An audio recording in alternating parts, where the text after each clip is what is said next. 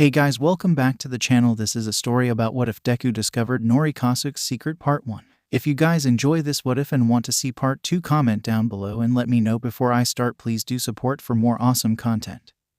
And leave a like and don't forget to subscribe to my channel and also share this video with your friends and check out the description in my playlist. The author of the story Saavaage from 𝐴3.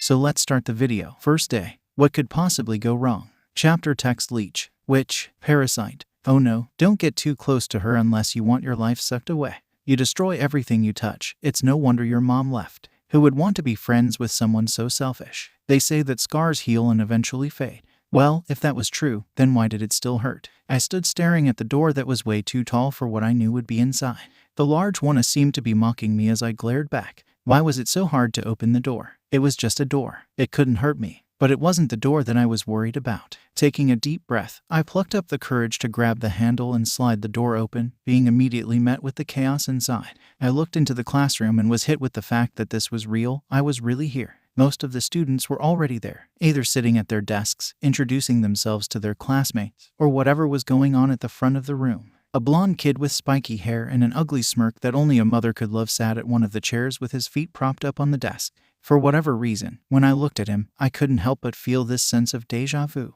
almost as if I knew the kid. There was a boy standing over him. He was tall and solid looking, almost blocky if I really thought about it. His hair was a short dark blue that matched his strict eyes that were underneath a pair of rectangular glasses that I doubted would last through the day without getting broken. He was yelling at the blonde while chopping his hand as if it were a knife, and he was cutting up some vegetables. Get your feet off that desk right now. I cannot believe that they would allow such a scoundrel who clearly has no respect for the institution into UA.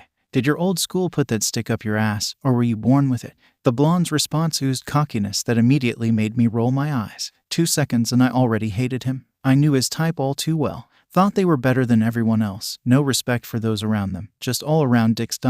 Yeah, he seemed to fit the bill pretty much to a T. I beg your pardon. Excuse me, I really didn't want to have to deal with that within the first 5 minutes of being at UA, but here I was. If the two idiots were going to continue going at it, then I was going to get to my desk. There were only a few seats left empty in the classroom and I knew exactly which I wanted.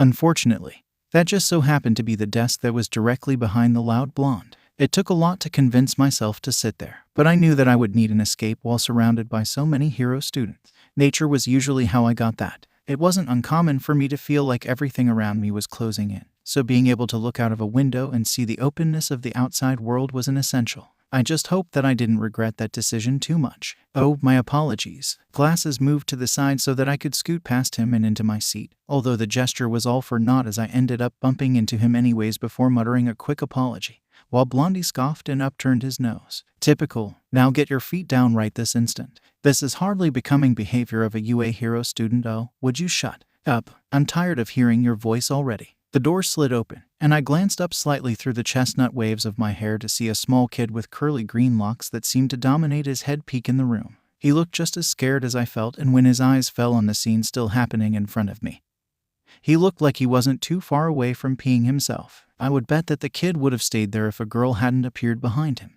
He practically jumped out of his boots as he noticed her, and his face deepened to look as red as his tangled tie when she began talking to him. It seemed like the two knew each other, maybe from the entrance exam. Honestly, that whole day was kind of hazy. I only remember showing up determined to get in. I came to pass and that's what I was going to do. I did well with the written exam, but that was a given. I was the top student as my old school. Not much else to do but study when you didn't have any friends. And it wasn't like the bullying could get any worse, so being the smartest kid in the grade along with the monster wasn't any change at all. The physical exam was a bit trickier. My quirk doesn't really mix with robots too well, but I made do. Once I got into my groove and utilized my quirk with both the robots and the other examinees, it was a piece of cake. What middle school did you go to? The boys in front of me still weren't done with their little squabble, and, unfortunately for them, my patience was beginning to run thin.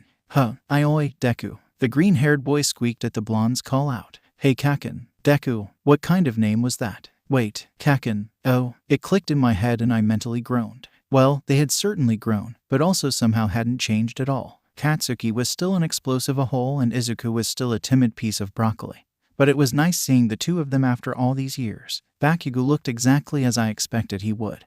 But Izuku sort of threw me for a loop. The kid was more built than I thought he would be. He had always been a twig, so the fact that I could see his muscles peeking out from under his uniform surprised me. Good for him. What stupid trick did you pull to pass the entrance exam, huh? Think you can pull a fast one on me? If you think I'm that stupid, then maybe I haven't taught you clear enough. Can you two shut up, please? It was just like the good old days. I wasn't sure if I was proud of myself for finally snapping or not. On one hand, it needed to be said. The two boys were being way too loud, and Midoriya was literally shaking in his boots. On the other though, the glare that Bakugo was now giving me almost made me regret it. Almost. Our eyes met. Why, probably light green at the moment. Eyes in direct contrast to his crimson red ones that just seethed anger and disgust as he looked me up and down.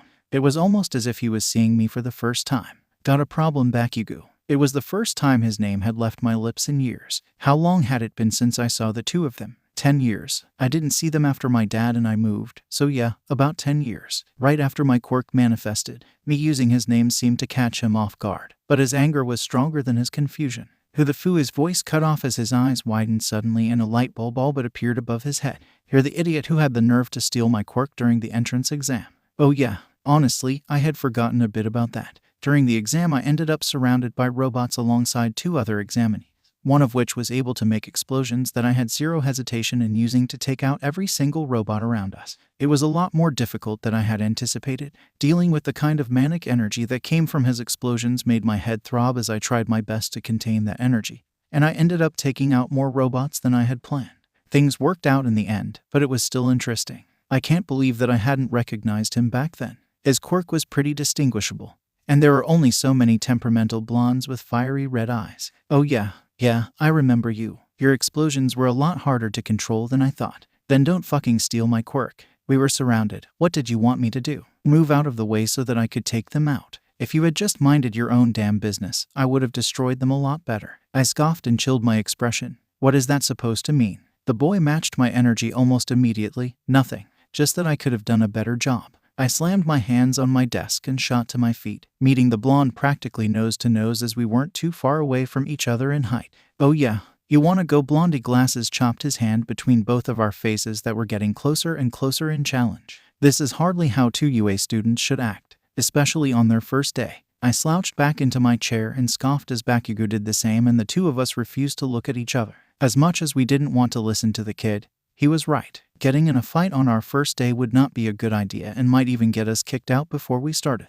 It just wasn't worth the risk, even if the kid was a dick that clearly needed to be knocked down a few pegs. I was taking in the classroom when I caught movement in the corner of my eye. It was slight, and I could tell that most everyone else hadn't noticed it. But as I tucked a strand of hair behind my ear and turned to see what had caught my attention, I was met with a very familiar face inching into the classroom in his infamous sleeping bag that he brought with him almost everywhere. Eraser, I mouthed as the two of us made eye contact. It was clear that no one else except for maybe a select few had noticed his presence, and if I knew Eraser, then this was a test. And they were all failing. The hero looked as tired as usual, probably wore the same hero costume too, although it wasn't like I had seen him in anything else anyway. His eyes met mine and his mouth twitched as if he was about to smile. But his following scowl cut it off as he took a look around the room at all of the painfully oblivious students and rolled his eyes. He let out a sigh before speaking. 3. That's how many people noticed that I had entered the classroom. He shed his sleeping bag as he stood up and glared at the class full of first years. If I were a villain, you'd all be dead by now. Stunned silence followed as everyone stared wide-eyed at the homeless-looking man that stood before them.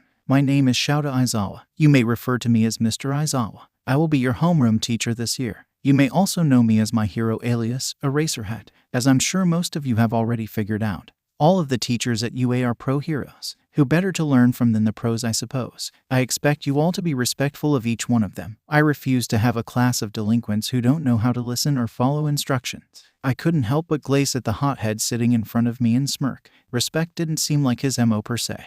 And I was excited to see Eraser tear him a new one when he realized that his attitude and behavior wouldn't fly. Of course, that also probably included me. And it was going to be hard to try to keep my attitude in check, especially with Bakugo around. We will work on your situational awareness as well as countless other skills and techniques that are essential to being a hero. He walked over to his desk and picked up a clipboard and a stopwatch timer that was hanging on a lanyard. You all should have received your gym uniforms. Go change and meet me at the front of the school in 5 minutes. Let's see just how capable each of you are. The girls all went to change into their gym uniforms, and it was clear that we were all a little on edge. It was only to be expected. I mean, no one knew each other yet, and most of us would become rivals as we all shot for the top. That tension broke as the pink girl with horns finally groaned and whipped around from her locker. Okay, This is ridiculous. We're classmates. We should be able to introduce ourselves and have conversations. We all wearily looked around at everyone else. No one really knew how to navigate this kind of situation. You're right. My name is 𝗀 𝐻𝐻𝐿. It's nice to meet you. I couldn't actually see who the voice had come from, but considering that the pink girl was shaking hands with a floating gym uniform, I assumed that whoever that was must have some sort of invisibility quirk. I'm Mina Ashido. The girl beamed as she introduced herself, and it wasn't long until everyone else started to warm up to each other and introduce themselves. They all talked and laughed as they finished getting changed, and I mostly kept to myself. I honestly hadn't had much experience with people, especially people around my age. The kids in school always either bullied me or just outright avoided me. I couldn't really blame them though. After all, who would want to be friends with someone so dangerous and unpredictable? I did have a few friends before everything went down with my quirk. But then my family moved, and I never really saw them again because we went to different schools. I still remember the days that we would all play heroes. The two boys would always fight over who got to be All Might, and I was just happy to be included.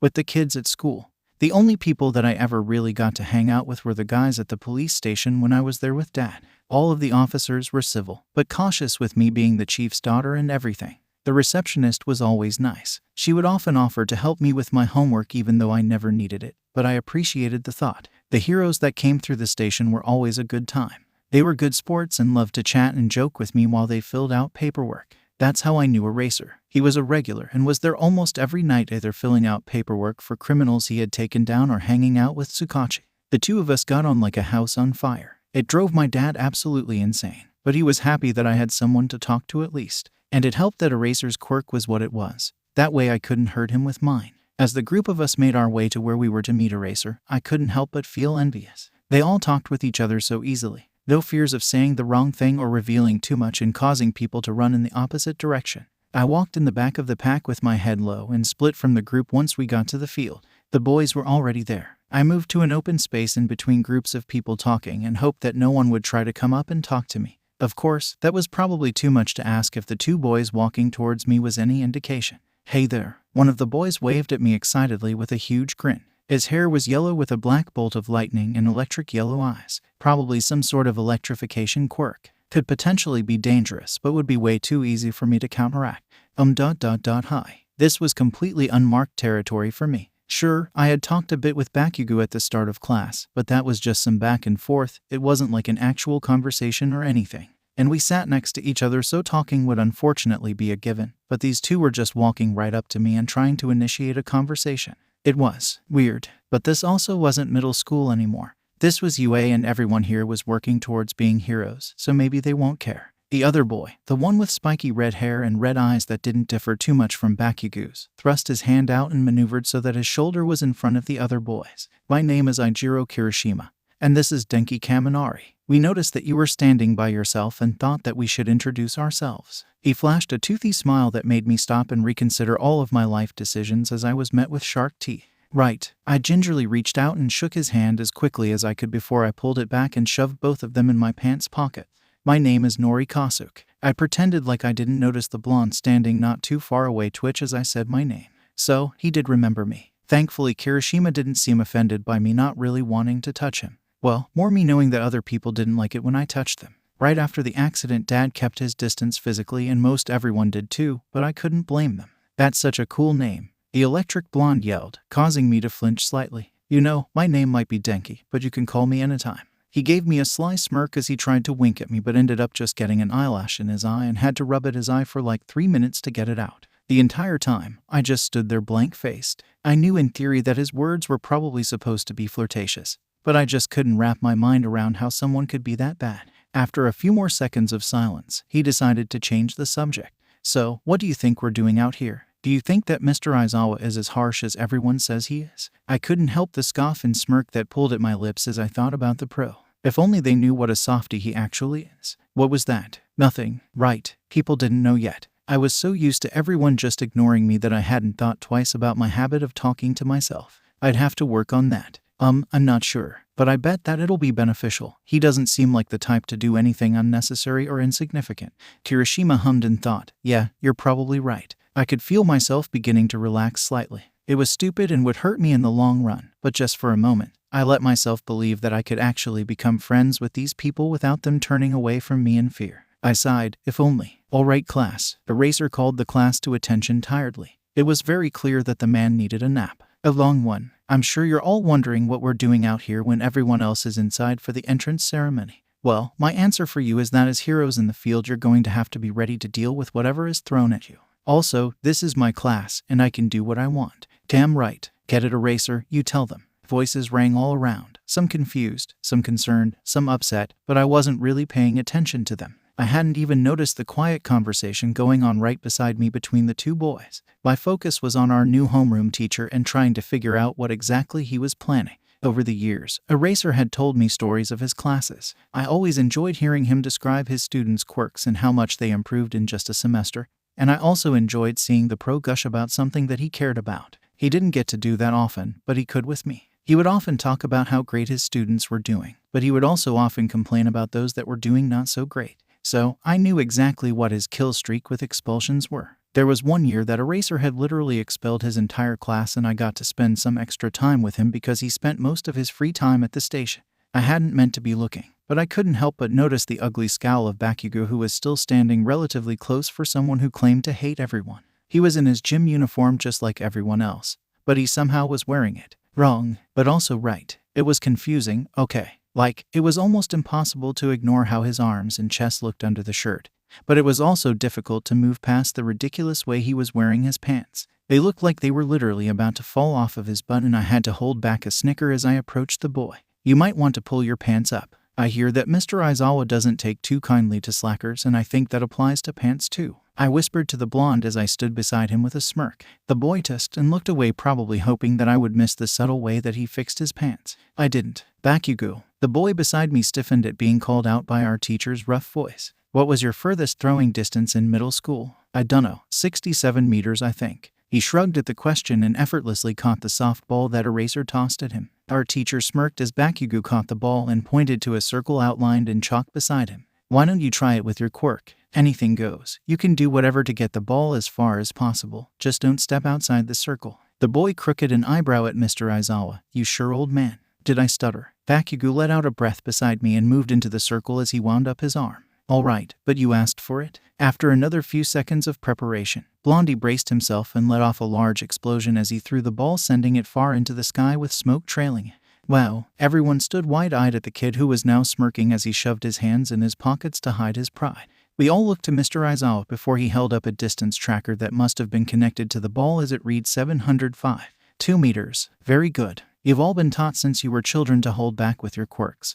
But we're here to teach you how to grow and cultivate them so that you can become the best heroes you can be. Don't mistake this as we're not going to continue to train your bodies and minds. It just means that you're going to have to work twice as hard to keep up and move forward. I could feel the energy around me. People were getting over the spectacle of Bakugo's ball toss and were beginning to feel motivated by Eraser's words, something that the teacher probably wasn't used to at all. Some still felt intimidated, and some felt downright scared. It was to be expected, of course. These were tests after all, and no one wanted to do bad, especially on our first day. You're each going to perform in various tests to measure your aptitude both physically and with your quirks. Consider this a competition, so I expect each of you to put your best foot forward. A hand in front of me went up. It was that pink girl, Ashido, I think. Excuse me, but if this is a competition, then what's the prize if we win? Something flashed across our teacher's face as he looked out at the class. You get to keep your spot in the hero course. It was so simple, said as if it was just another statement that everyone knew. But the amount of weight that it held erupted the class into protest.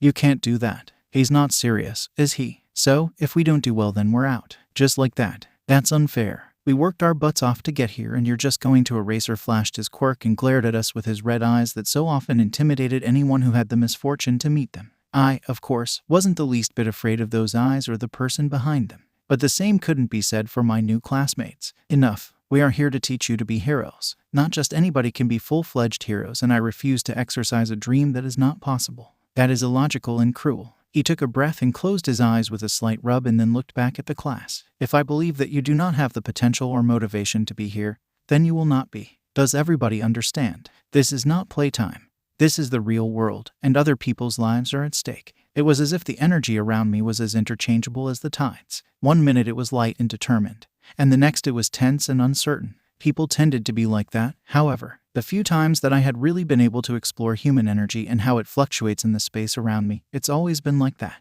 very different from the energy of the plants and other elements of the earth. Alright then, let's get started. He adjusted his scarf and pressed a button on the pad that had read out Blondie's distance, and the ball that was thought to be 𝐻𝐸 came back in a flash as the pro snatched it out of the air and tossed it up a few times. Who would like to go next? After a few seconds of silence and intentional lack of eye contact from the class, 𝐴racer called out in a loud voice, "Kosuke, you're up." I jumped slightly at my name in the hero's mouth. I was so used to him calling me by my first name that Kosuke sounded almost foreign coming from him. As I made my way to the circle, I got a couple of stares from the students, kids that I had yet to meet yet or had been too scared to introduce myself to. It made sense. Everyone would be curious about everyone else's quirks and would be on the lookout for who the one to beat was. I also noticed a certain curly mop of green hair staring at me with wide eyes. I stepped up to 𝐴racer and met his eyes. He looked down at me with the slightest hint of fondness in his eyes that wouldn't be visible to anyone who didn't know him like I did. He handed me the ball and leaned down to whisper in my ear, "Take a deep breath, you're going to be fine.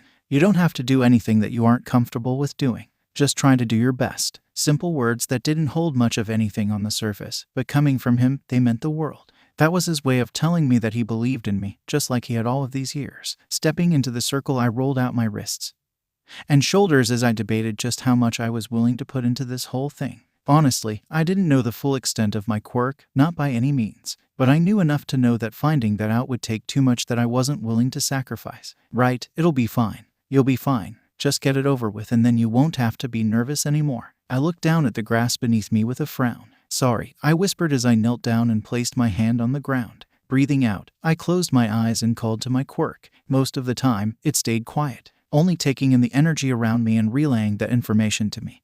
But that wasn't even scratching the surface of what I was about to do. I could feel it charging throughout my body. If I had to describe the feeling of my quirk, I would say it was warm. That warmth spread out and around until it reached every part of me. I peeked my eye open a tad to see my outstretched arm beginning to glow gold. That's something my quirk did. Whenever I used it, my veins would glow. I wasn't sure why, but it looked cool, so I wasn't complaining. Reaching even further out, I could feel the grass and so much more. I could feel every bit of energy that was in and surrounding its blades and beneath the surface of the dirt. Extending my reach to the edge of the chalk circle, I pulled and pulled until my hand began to grow hot with the new energy that was entering my body. It's just a test. It's just a ball. You don't have to hold back as much. I stood up and took aim, before I reeled my arm back and threw the ball with everything I and the ground had. Once it left my fingertips, it tore through the sky with a loud whoosh, soaring higher and higher, taking every drop of energy I had stored with it. That was less energy than I thought it was going to be. I looked up at the arch that the ball had clearly taken and furrowed my eyebrows. Just plain plants don't have all that much energy to work with, but it gets the job done. This test was as much about our quirk abilities as it was our ability to improvise and work with what we had.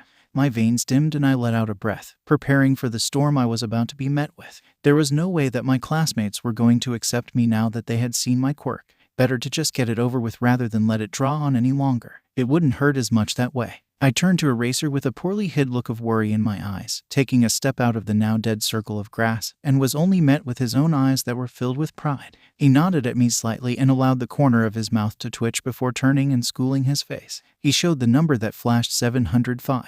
1 meters. Definitely not as much energy as it could have been. It probably didn't help that I was nervous. Oh well. Alright, next. That was so cool. A blur of yellow suddenly appeared in front of me, practically buzzing, and smiled at me brightly. I had no idea you were so powerful, Kosuke. Yeah. Hiroshima walked up beside Kaminari and laid his elbow on the boy's shoulder. Super manly. The redhead flexed his arm as if to show just how manly he thought my performance was. I took a step back out of surprise. No one had ever reacted to my quirk like that. Were these two okay? Mentally ill, perhaps. Maybe they were just plain insane. Kaminari took a step forward and leaned towards me as he smirked and rose his eyebrow. You know, I find it pretty hot when a girl can totally kick my. I said it's time for the next person. 𝐴racer's voice interrupted the boy and made both of them flinch. They turned around to look at him shyly, only to be met with his crimson glare. Since you two seem so eager, why don't one of you go next? 𝐴racer bit out, drawing everyone's attention back to him and away from me. I made a note to thank him later in my mind as I let out a sigh and quietly walked back to the group of students with my head low. I watched as the two boys fought to shove the other into the chalk circle and let the corner of my mouth curl up in the tiniest smile that I would allow. I couldn't get too attached. That had been a fact of my life ever since that day. A low scoff sounded next to me and I quirked my head to the side to see who I was standing next to. Of course, because literally why not, right? Spiky blonde hair fell just over squinted ruby eyes that shone with irritation as he kept his attention forward. You got a problem, Goldilocks. Don't call me that. His head whipped towards me, and he yelled out while somehow missing my face with all of the spit that flew out of his mouth. I made a move to wipe my face anyway and stared at the boy. What else am I supposed to call you? To be fair, it was a simple question. But I had been naive in assuming that anything that had to do with this man would be simple. Don't call me anything. I don't want to talk to you. Really, cause I'm pretty sure that you're talking to me right now. That's because you came at me first. You were acting like you had a problem, which you clearly do. I don't know what you're talking about. I'm chill as hell. He crossed his arms with a huff and turned his attention back forward. He was pouting ... OMG, that was too cute. Awa, is the baby upset because I almost beat him? Shut up. He screamed again, causing a few students' heads around us to turn. Definitely just touched a nerve. My bad, you didn't touch anything. Why are you so up in my business? I held up my hands in surrender and turned to watch Kaminari try to use his quirk to send the ball flying ... It didn't work and ended up shocking 3 students towards the front of the group. But his throw wasn't too bad, even without his quirk. Fine. I glanced back at the boy out of the corner of my eye and smirked. You should really get those anger issues looked at. You little. He went to lunge and ignite his quirk at me but was cut off mid-sentence by his hand fizzling out in an instant and turned to see glaring red eyes staring him down. Bakugo, Kosuke, do I need to separate you two? No, sorry, I mumbled out as Bakugo just grumbled to himself. After a second, Eraser blinked and returned to his teaching with a sigh and a look that held total regret of all of his life decisions.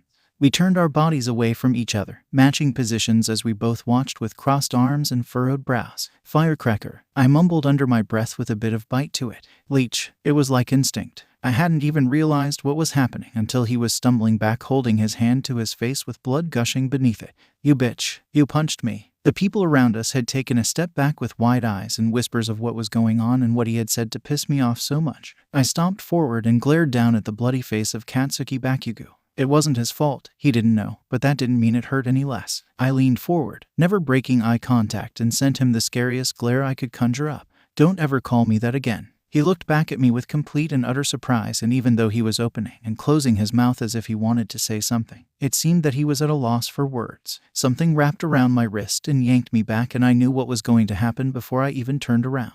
Eraser was a few feet away from me with his usual glare. Only this time a bit of disappointment and curiosity were mixed into it. Please do not make me send you to the principal on your first day. Oh please, we both know there's no need for that. Plus, I'd hate that rat and you know it. Well then don't get into stupid fights right in front of your teacher. Yeah, whatever. Bakugo, are you okay? I'm fine. Just get back to the lesson already. Eraser sighed and released my still wrapped up wrist before he went back to his spot. I rubbed where his scarf had tightened and irritated the skin and chanced a glance over to the now scowling boy whose nose had somehow stopped bleeding already. Tossing aside every bit of my better judgment, I started walking and stopped just beside him. Do you want me to take you to Recovery Girl's office? No, look, don't you dare apologize. Isn't that what you're supposed to do when you punch someone in the face? Whatever. I pissed you off, you reacted. I probably deserved it from our childhood anyway. Just forget it and move on. So, he really did remember me. What was with this dude? 1 minute he's literally about to explode my face, and the next he's accepting a punch from me even though he probably didn't even know why I punched him in the first place.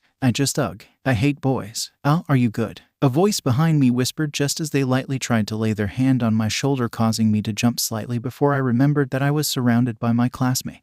Kirishima walked to my side and looked at me with concerned eyes. Yeah, why wouldn't I be? The boy looked away and rubbed the back of his neck nervously. Oh, it's nothing ... It's just that you kinda punched that Bakugo kid out of nowhere and now he's sulking away from the group. I stared at the boy, my mind completely blanking on any words that I could say. I mean, I'm sure you had a good reason. It'd be pretty uncool for you to punch him just because. But I don't think that you're that kind of person, so it's not like I'm accusing you of that or anything, it's just that, whoa, calm down. You're good. I'm fine. And Bakugo is just being Bakugo. Everything's fine, so there's no need for you to worry, okay? I'm sorry for worrying you. The redhead nodded and let his furrowed brows melt into a soft smile. Oh, that's good. The assessment tests continued on. I got a pretty good look at each of my classmates' quirks and physical abilities, and I couldn't help but analyze just how easy it would be to take each of them down. It's just something that's always been drilled into me, to look for the weak points, the chinks in people's armor, and exploit it. And Kirishima was unfortunately right about Bakugo.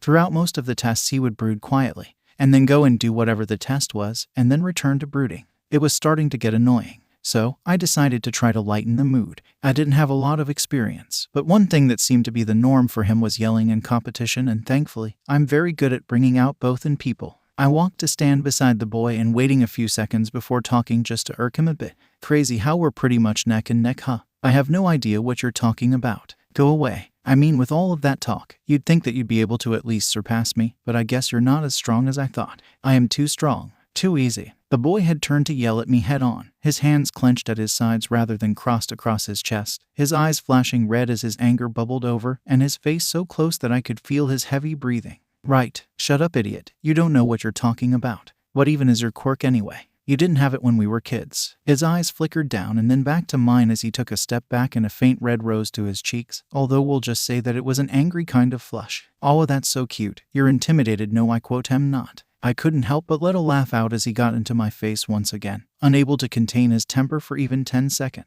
Oh boy, you're way too easy, Blondie. He took a step back once more and crossed his arms. And stop calling me that. Oh, and what would you rather me call you? Sparky, Goldilocks, Blasty, Boom Boom Boy. The list goes on. Say another name and it'll be your last. He glared at me out of the corner of his eye. It's not like you don't already know my name. The last bit came out as a grumble, to which I responded with a smirk. Oh ho, that doesn't sound very heroic. Might want to work on your people skills before you try to save them. Piss off, Spots. You're annoying me. Oh, so you can give me a nickname, but I can't give you one. That hardly seems fair, I said. Shut up. It was interesting for Katsuki to watch. He mainly tried to observe his new classmates as they all showcased their abilities. Everybody would be shooting to be number one, and so he needed to watch his back and make sure that he stays on top. As he watched, his confidence began to falter. That dream, that unshakable belief that he was and always would be the best, was starting to crumble beneath his feet. Of course, it was probably stupid to assume that none of his classmates would be strong. They were at UA after all. But still, actually seeing just how much potential those around him had ... It took up residence in his chest and remained there,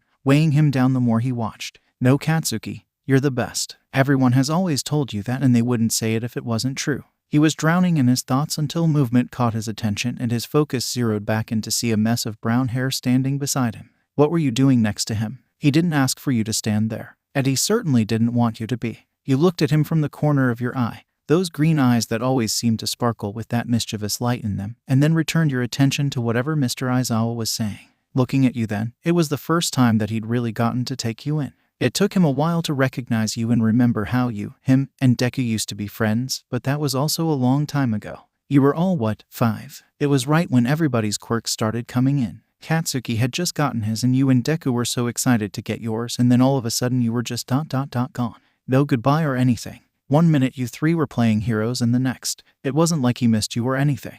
You were a pain in the ass, and he was glad that you were gone ... It was just a surprise to see you now was all. The wavy brown hair that had fallen halfway down your back this morning was now in a ponytail and gave him perfect view to your freckles that seemed to be growing in the light of the sun. Something that he had never noticed about you when you were kids. Stupid freckles. Reminded him too much of Deku and his dumb face. The way you looked so calm but so determined with the idea of the competition, he would have almost thought that it was attractive, but then you opened your mouth. Crazy how we're pretty much neck and neck, huh? You goaded, your attention still mainly focused on the other students performing in the tests. Katsuki couldn't help but scoff. It wasn't like he wanted to talk to you or anything, but how could he not respond to that? He couldn't afford to look weak. I have no idea what you're talking about. Go away. I mean, with all of that talk, you'd think that you'd be able to at least surpass me, but I guess you're not as strong as I thought. He tried, he really did, but his anger was a being all its own sometimes, and it looked like you were one of its main triggers. Just like when you were kids. I am too strong. Maybe it was habit, maybe it was instinct, or maybe it was the need to show that he was above you. But when he found himself mere inches from your face, he had to take a step back and act like the close proximity didn't fluster him. Why would that bother him, huh? It wasn't like he was interested in that kind of stuff. He was here to be number one and nothing else. He didn't even like you, so maybe it was just the natural reaction of his body. Well, whatever it was, Katsuki did not like the feeling that was fluttering around in his chest as he took a deep breath. He was pretty sure that the conversation continued, but his attention was split and hard to keep track of. He ended up yelling at you again for whatever reason, but again, he wasn't really paying too much attention to your interaction. That was until you called him one of those stupid nicknames again. God, you were so annoying. Say another name and it'll be your last. He wasn't sure why, but the fact that you wouldn't call him by his name pissed him off. But he also got pissed when you did call him by his name. Ugh, why did you have to be so complicated? It's not like you don't already know my name. he grumbled, not fully intending for you to hear him, but you did, because of course you did. He let out a sigh. Oh, that doesn't sound very heroic. Might want to work on your people skills before you try to save them. He already knew that. Why did people always assume that he didn't know what he was like? It wasn't like he could really change. He had been the way he is for his entire life, and no one had even tried to correct his attitude. How was he supposed to change when he didn't even know what was wrong? Piss off, Spots. You're annoying me. It was more of a warning, but you didn't seem to pick up on that. Oh, so you can give me a nickname, but I can't give you one. That hardly seems fair. I said shut up. He didn't really want to yell at you, but how else was he supposed to get you to back off? Nothing else worked, and so he had to resort to what he knew would work. He also didn't know where that nickname came from. He hadn't meant to call you that, but every time he looked at those damn freckles. Eventually, after some more bickering back and forth, your conversation dried up and you both went back to focusing on the assessment test that was still going on. As much as Katsuki hated it, you were right about the two of you being neck and neck. It seemed that no matter what he did, you were always right behind him, never surpassing him, but it was way too close for his liking. Just like when you were kids. It pissed him off more than it probably should have, but he couldn't help but feel like he had to prove to himself and to you that he was just as good as he claimed he would be back then. He found himself pushing harder to outdo you, but even then, you matched him, and it was really starting to piss him off. The worst part about it was that you seemed to think that this was all some game as you laughed harder and harder at every glare he shot your way. Honestly, you were a lot more powerful than he had initially given you credit for. Most of the tests he was pretty sure that you didn't even use whatever that quirk of yours, and that just pissed him off even more. And the few times that you did use your quirk, you just blackened tall grass around you and got stronger or something. Ugh, why wouldn't you just tell him your quirk? That would make things 10 times easier. But no, you just had to grind his gears at every opportunity. Almost like it was intentional or something. I tried my best to piss him off. After our little exchange, his attitude lightened even though his yelling rose. I could tell that whatever I'd done had helped, and for now, that was enough. Unfortunately, that also meant that I had to deal with his personality now, and it made me quickly regret making him feel better. Every test I could feel him getting more and more irritated, and by the time the end results came, he was practically grinding his teeth in frustration. He was at the top of the class with me directly behind him by 3 points. It was a win, but not enough of one for him to be satisfied. And the way that he was almost pulling out his hair made me chuckle. I didn't usually find enjoyment in others' suffering, but his was strangely entertaining. Maybe this year wouldn't be as bad as I thought it would be. But this kid, it certainly wouldn't be boring, and that was something, right? Eraser announced that no one would be expelled and that it was all a logical ruse, which I didn't buy for a second. He absolutely had every intention to boot out anyone that he didn't see potential in. But apparently the class had impressed him, at least enough that he hadn't immediately expelled us all. We were dismissed to head home and rest before the chaos of tomorrow started when Eraser caught my eye and gestured for me to go talk to him privately. I slipped away from the chatty group of girls and walked over to the disheveled-looking hero. Once we were far enough away and he had his back to the other students, the pro immediately relaxed. His shoulders lowered, his face softened, and he let out a sigh before meeting my eyes. You did good today. Yep, I'd say second is pretty decent. You could have done better. Sorry, but you know why I can't, Eraser. You can call me Mr. Aizawa, you know. You're actually supposed to, according to Nezu. Right, are you just going to threaten to throw me to Nezu every time I mess up? No, the hero smirked, but most of the time, yeah. Great. My teacher cleared his throat and the slightly amused look in his eyes faded. I'm serious, you know, about you doing more. Eraser, please, can you just hear me out? For 2 seconds, then I'll let you go, I promise. I let out a small groan and met the hero's eyes with crossed arms, clearly conveying that I'd rather be having literally any other conversation at the moment. You did great today. Remain calm, exercise control, kept your focus on the ball and the other tasks that you used the rest of that energy to do, all of which I am very proud of you for. But you could be doing so much more. I know that you're scared, but this is a safe place. UAs where young heroes like you are supposed to test their limits and learn control. Well, most of them probably can't kill someone with just a touch. Eraser shrugged. Some probably can't, but you forget that your quirk isn't the only one that's dangerous. That Bakugo kid, if he were to use his quirk for villainy rather than heroics, we'd all be in trouble. Same goes for half of the kids here. You're not alone. All I want is for you to just try. I know it's just ... That's a lot easier said than done. You know, I do. But remember that I'm here to help you. He placed a single hand on my shoulder and gave me the closest thing to a smile I had ever seen the man express. I took in a breath and let it out before looking up at the hero. All right, I'll try. I heard that we have a special teacher this year. It was before class the next day, and everyone was excited to really get into whatever the day would bring. Yesterday was easy, but now was when it all really started. Really? Who? I don't know. Well, I heard that we were going to do a special exercise or something today. Oh, I'm so excited. Everyone around was buzzing about what they thought today was going to be like. It was a little too loud for my taste, so I opted to keep to myself and look out of the window. The trees surrounding the campus were gorgeous. Just the campus in and of itself was just breathtaking. I could have stared out of that window for hours and it wouldn't be enough. Excuse me. A perky voice shook me out of my thoughts and brought my attention to that girl who was very, very pink. Mina Ashido was her name, I thought. I hummed as I adjusted my senses back to the rowdy classroom. I don't think we met yesterday. My name is Mina Ashido. It wasn't just her voice that was perky. The girl practically radiated energy as she smiled at me brightly. You're Kosuke, right? Her knowing my name surprised me, but girls like her were usually really good with people and being social. She also just seemed a lot more observant than most people thought. I nodded lightly, giving her a small smile. That's right. It's nice to meet you. Before I could even finish my greeting, the girl took my hands in her own and leaned a lot closer than I wanted her to be.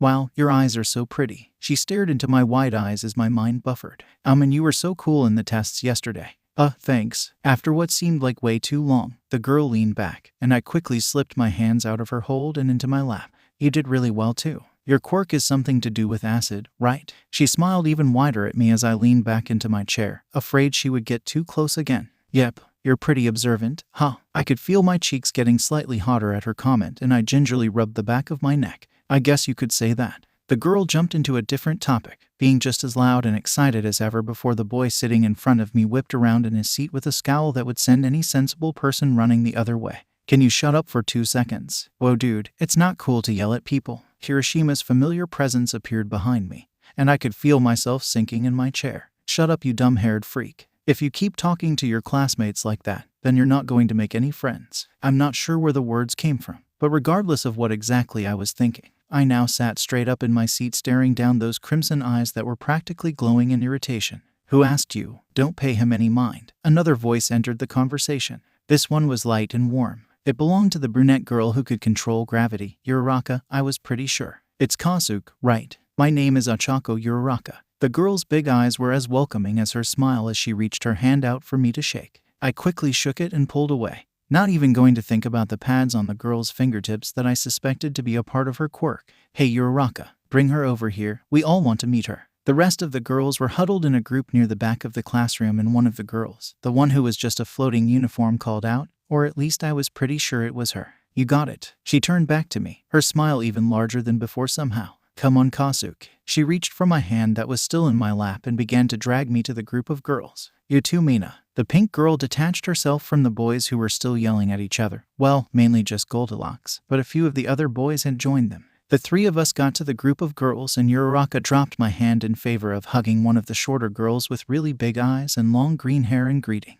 That was 𝐴𝐸. She had some sort of quirk that had to do with her tongue and jumping. I thought I had overheard her mention something about a frog something or other. Guys, this is Nori Kosuke. Ashido introduced me to the group, and I tried my best to look confident. For whatever reason, girls were a lot more intimidating to me than guys. Maybe it was because I never really had any deep relationship with a girl before due to my mother not being in the picture and me not really having any friends. All of those worries seemed to wash away, however, the more I was there with them. It was just like it was yesterday. They were all so open and excited to be friends with each other, so it wasn't hard to talk to them. I even found myself smiling at one of the girls, Jiru, who seemed to have very similar music taste to me. Although I was pretty sure that she just liked all music, it was still nice to have something to bond over. The more we talked about it, the more excited she got, which was a change from her own shyer tendencies that I had noticed. She beamed as we talked about our favorite artists and genres, and she even offered to send me one of her many playlists that she thought I would like. It was different, to say the least. But no matter how much I wanted to be able to relax and fall into the same comfort as they all seemed to be able to, I couldn't shake what I knew in the back of my mind. That as soon as everyone found out, as soon as they all realized what I could do, they would treat me just like everyone else. It wouldn't be their fault, of course, but that didn't mean it wouldn't hurt. So I kept my distance as much as I could. If only I realized earlier how difficult that would be. Everyone made their ways to their seats as the start of class neared. Most were still talking amongst themselves.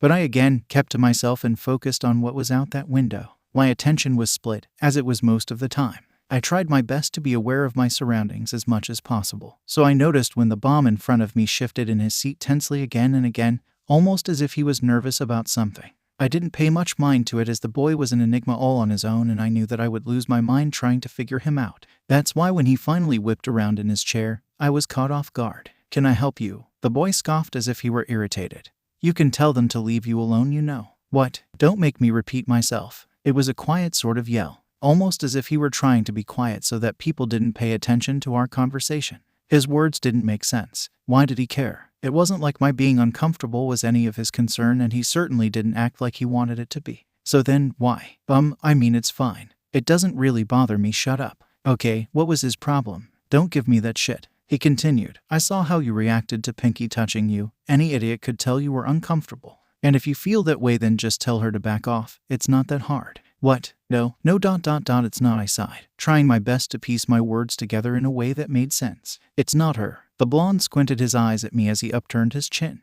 "Then what is it? Why do you care all of a sudden?" "I don't." He scoffed and immediately turned back around in his seat, muttering how stupid I was under his breath. I didn't have time to really think over what had just happened because suddenly the door slid open with a bang and in flew the #1 hero. "I am here." Coming through the door, All Might ... the symbol of peace ... was standing in my classroom. Everyone around me broke out into cheers at the sight of the world's favorite hero. Even the grumpy cat in front of me perked up in his seat before schooling himself once more and looking around to make sure that no one had seen him. I was pretty sure that I heard Midoriya squeak in excitement behind me as well. Some things never change, I guess. What is he ...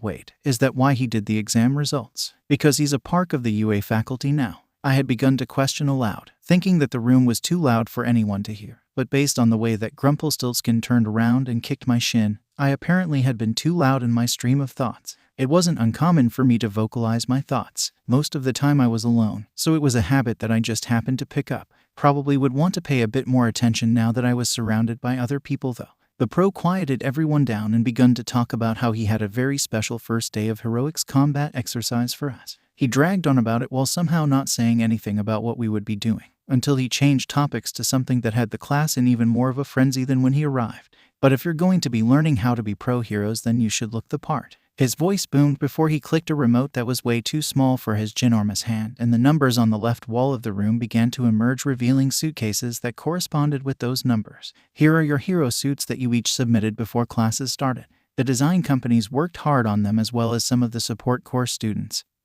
So let's put them to good use. Grab the suitcase that matches your desk number and meet me at training ground beta once are all changed." The students raced to grab their respective suitcases, while I waited until the initial wave was gone to get mine. It seemed that my two desk neighbors had the same idea. I grabbed mine and looked up to see Bakugo smiling down at his with anticipation. It made sense. He had always been excited about every aspect of being a pro, especially the costumes. Knowing him from way back then and knowing his parents' careers, I had no doubt that the boy's design was probably incredible. Midoriya looked excited too, the boy practically bouncing on his toes. He looked up from his case and our eyes met. "Oh, Kosuke, it's nice to see you again." His cheeks reddened slightly as he spoke. "It's okay if you don't remember me. It's just that calm down, Midoriya. I remember you." "Oh, that's good. It's just that you left so suddenly. And we were so young that..." The boy's rambling got cut off by a hard knock to his shoulder, sending him stumbling forward. "Shut up, Deku. It's not like it's a big deal or anything. We just knew each other when we were young." I flinched at that nickname. It was the same one he had called him the first day of class. Deku, useless. Just how much had the two boys I had grown up with changed from what I knew? Right ... So I take it that you wouldn't mind me bringing up some very interesting information that I still have from back then.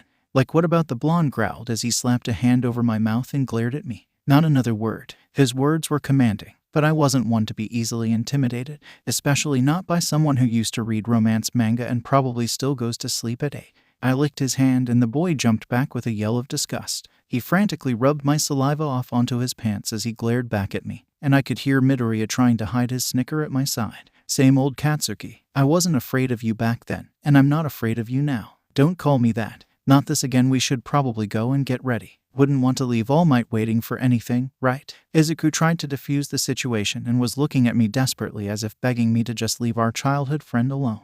I sighed. He was right, but I just hated letting him have the last word. Guess it couldn't be helped though. The three of us walked out of the classroom with our cases and went to change into our hero costumes. If only we had any idea what would be happening next. I walked into the girls' locker room in a very different mind space than yesterday. Yesterday I kept my head down in hopes that no one would try to talk to me and risk getting attached just to be heard. But somehow things were different. I knew that I should have just kept to myself. That I should have tried to stay as far away from them as possible so that I didn't accidentally hurt them in any way. but it was so hard. How was I supposed to reject the overwhelming welcome and warmth that they gave me? It almost gave me hope that maybe they'd still like me once they found out, that they wouldn't shy away from me and refuse to make eye contact when I was in the room, that they might actually accept me as I was and not label me a monster. But that would be too much to ask for. Even so, I allowed myself to smile as the girls greeted me, some already changing into their hero costumes and excitedly talking about what they thought was going to happen. It would hurt, oh it would tear me apart, but still I stayed. I smiled, I hoped, I waited. I was about halfway through putting on my hero costume. It was a wild and gold bodysuit that pretty much covered everything with a high neck and sleeves that went all the way down into the little thumb loops I requested. It was simple and I couldn't be happier. The suit itself was on and I was struggling to zip it up all the way, when I heard a gasp behind me. I whipped around, arms at the ready and suit half-zipped only to find a wide-eyed 𝐻𝐸𝐸. Oh, I let out a sigh. Sorry 𝐻𝐸𝐸, you scared me. Why did you do that? The girl suddenly rushed me. Turn around. Turn around. She didn't give me the chance to as she grabbed my shoulders and spun me around herself. I felt her cold hands grab at my suit and finish zipping me up before she spun me back around to face her. Her eyes scanned me up and down, as if she were trying to analyze every part of my body, and I couldn't help but blush a bit at the very obvious attention. Some of the other girls paused in their own dressing to look at me, which only make me blush even harder. Whoa. Jiru looked me up and down and 𝐻𝐸𝐸 nodded slowly. Ieyasu turned from her locker to get a look at me for herself and her face broke out into a soft smile. Oh Kosuke, you look amazing. I know, right? Mina bounced on her feet before she spun me around again to get a look at me from behind as well. I took the opportunity to finish putting on my accessories and such and turned to find all eyes on me. Guys, come on. It's just a suit. I adjusted the white utility belt at my waist and the matching wrist braces. Yeah, a really hot one. Cut it out, guys, you're making me blush. I walked over to one of the mirrors and began putting my hair up in a high ponytail so that it wouldn't get in my face. No wonder Bakugo keeps on flirting with you.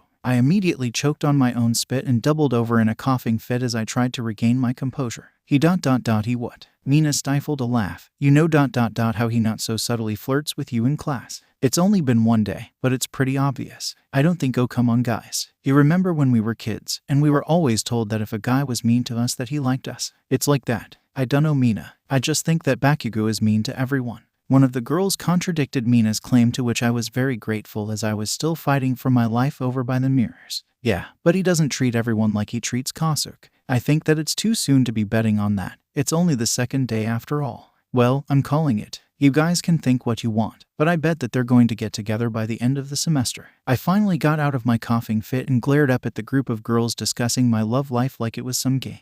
𝐻𝐸𝐸𝐸. It came out as a weak growl but thankfully got the point across. The girl held up her hands in surrender. All right. I promise I won't say anything else about the subject. But geez, there's no need to get so worked up. It's almost as if you care. She rose her eyebrow and was met with a weak glare. Mina, leave the poor girl alone. We were supposed to meet all might 2 minutes ago. Yeah, okay, whatever. They all were finishing getting dressed and I took a look around at everyone else's costumes since I was already done. Everyone looked great. 𝐻𝐸𝐸𝐸 was in some kind of bright pink and teal bodysuit that just spoke to who she was as a person. Jiru looked very comfortable in her more casual outfit. Asui and Uraaraka were getting used to the tightness of their suits but looked great. Hagakure was looking her suit over in the mirror. She mentioned how the support had the idea to use her hair to make it so that she could be invisible while still being fully clothed. They apparently had a guy a few years back that they had to make his costume out of his hair to counteract the drawbacks of his quirk too. She still had a few pieces that were visible, but they could easily be removed in order to go fully incognito. Last was Ieyasu. She was also carefully looking over her suit. Is everything okay? I came up behind her and tried to see what exactly she was looking at. She turned to me with a small smile. Everything is great. I'm just very thankful. She took another glance in the mirror. With my quirk, I need to have quite a bit of skin exposed, and the first draft of my costume was It made me very uncomfortable. But I was able to come up with a different design that worked with my quirk and kept me covered. I looked at her suit with new eyes. It was beautiful. She almost looked to be wearing a two-piece bathing suit, but a lot more badass. It was mainly a deeper red and had a front zipper and collar that went halfway up her neck. There weren't sleeves as it was a halter-style top that covered her entire chest and top of her back. Her stomach and lower back were exposed and her sides are covered by the fabric that connected the top and bottom of the suit. The bottom looked like plain bathing suit bottoms, but she had a yellow utility belt around her waist that gave some more color. She had flat-heeled boots and small knee pads that matched her elbow pads and fingerless gloves. Hey, what's that for? I pointed to her hip that held a small book in an armored yellow pouch that matched some of the accents of her costume. Hero outfit designers really did outdo themselves. She glanced down and pulled the book that was secured by a small strap that buttoned to the pouch. It's a book of compounds and materials. The way my quirk works is that I can create any non-living object or thing as long as I know the components of it. So, in a moment's notice, I might not know all of the elements of a certain thing that I need, and so I can pull what I need from this book. Oh, that's really cool. Yeah, she gave me another one of her smiles, and I couldn't help but smile back at her. All right, girls, is everyone ready? Do you guys think that my suit is too tight? You look great, Uraraka. Now come on, let's go. Somehow, the girls and boys had apparently finished getting dressed at the same time and had met at ground beta simultaneously. I took a look around at some of the guys' costumes. 𝐴𝐻𝐻, or at least I hoped that was 𝐴𝐻𝐻, was dressed head to toe in wall armor. Kaminari was with Jiru with looking more casual in his outfit. Kirishima, for whatever reason, wasn't wearing a shirt and did a double take as he caught sight of me as his face shone red and he gave me a thumbs up before quickly looking away. One kid was wearing a sparkly purple cape and flaunting it around, to which I nodded and thought good for him. Mineta was literally wearing a diaper, which just made sense in my mind. Zero looked like a tape dispenser with his helmet. That guy with the multiple limbs was showing them off and wearing a slightly different mask than he was earlier. One guy looked like half of the Iceman Terminator, and the rest looked relative normal as heroes. Well, except for one guy with a bird head wearing a full-on black cloak, but I just decided to not question it. I gave everyone another once-over and noticed that 2 people were missing. I turned to look at the tunnel that we had to go through to get there and watched as the 2 biggest idiots in my life walked out of it late as if they were the freaking main characters or something. These motherfuck. That was when my brain caught up with my eyes and I realized what I was seeing. I paused for a minute and then doubled over in laughter before literally falling to the ground. The 2 boys walked up to me and stared down at my laughing form with 2 very different reactions. Is everything okay? Are you hurt or something? Get up, idiot. You look stupid. 𝐷𝑒𝐻 took a step forward and kicked me lighter than I thought he would as I tried to calm myself down. I look stupid. I managed to get out before descending back into laughter. Midoriya, I'm sorry, but ... your suit. What's wrong with my suit? She's saying that you look stupid. Something I've been trying to tell for you even before you put it on.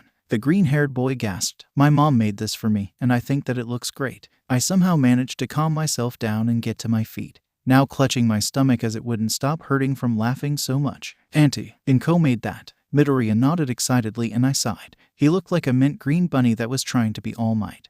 But I remembered how much I loved his mom and all of the stuff she would do for me as a kid, and I knew I couldn't bring myself to make fun of something that she must have put so much work into. Tell her that I say hi. I miss her. She misses you too. We were both really sad when you left. Kaken and Auntie Mitsuki too. The poor boy was cut off as a large grenade-looking thing that was on 𝐷𝑒𝐻's arm hit him in the head. Shut up, Deku. I flinched at that name again. It wasn't just the meaning, but the way he said it, as if Midoriya was nothing more than shit on the bottom of his shoe. It sent shivers down my spine. I wondered how and why the boys started calling him that. From an outside view it probably looked like the 2 hated each other, or at least 𝐷𝑒𝐻 hated Midoriya. But I knew the 2 of them better than that. It was hard to put my finger on exactly, but that wasn't hate. I knew that for sure. I looked at the spiky blonde-haired boy in front of me and had to school my face as I did so. Remember when I was talking about his arm muscles earlier? Yeah, well, let's just say that his suit absolutely did not disappoint. His suit looked amazing. He was wearing a black V-neck tank top with an orange X over the chest tucked into black baggy cargo pants.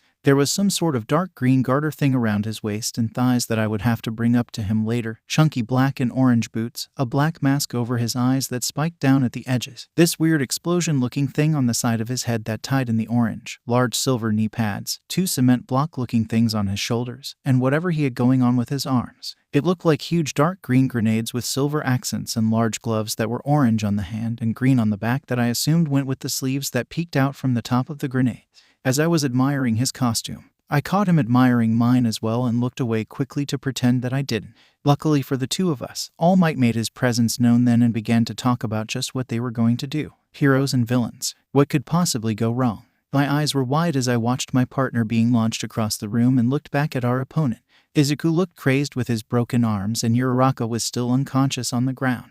I let out a breath and readjusted my stance, ignoring the trembling of my body and the searing pain in my arm that was still thoroughly burnt. Who thought that this matchup was a good idea? Alright kiddos, the first 2 teams going against each other are Team Z and E. Team A will be the heroes and Team E will be the villains. Team E, you may head inside the building. You have 5 minutes to come up with a strategy and protect your weapon. Once that time is up, the heroes will be released into the building. Good luck. 𝐷𝑒𝐻 and I looked at each other. We had been put together as team by some sort of pissed of something or other, and it just so happened that it apparently wasn't enough because we were having to go against Midoriya and 𝐸 with them as the villains. A match made in hell if I've ever seen one. And judging by the way that Bakugo was literally salivating at the thought of fighting Midoriya, I think that my worries were slightly justified. Alright, so here's what I'm thinking, shut it spots. I'm going to go after Deku. You can do whatever you want as long as you don't make us lose. Was he serious? This was a team effort. Did the boy simply not understand what it meant to work with other people?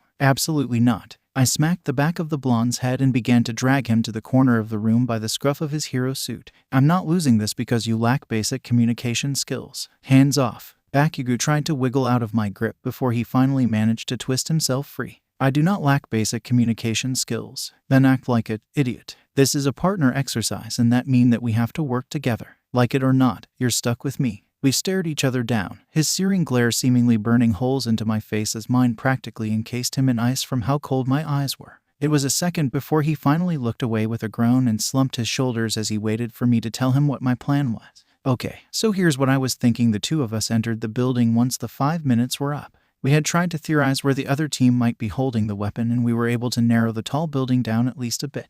As soon as I stepped foot inside, I knelt to the ground and placed my hand down. One thing I had discovered I could do with my quirk was sensing energy. It was a skill that I guess I have always had but never thought it was a part of my quirk. And once I started trying to hone that ability, it was as if my eyes were open for the first time. I could feel everything. The static electricity traveling through the air that fluctuated around the walls in the building, the water that dripped from a broken down toilet on the right side of the 3rd floor. I could feel it all. Everything has energy, some things more so than others, and if I concentrated enough, I could sense that energy. It painted a vivid picture in my mind, and it was almost as if I was seeing things with a whole new set of eyes. Come on, where are you two? There, my eyes flashed open, and I stood up with Bakugo watching me curiously. They're on the 5th floor. 𝐸 is protecting the weapon and Midoriya is on his way to find us. How did you? I'll explain later, but we need to focus right now. Relatively speaking, they're the team at a disadvantage. You could be used as both a long and close range fighter and they don't know what my quirk is or the level my combat skills.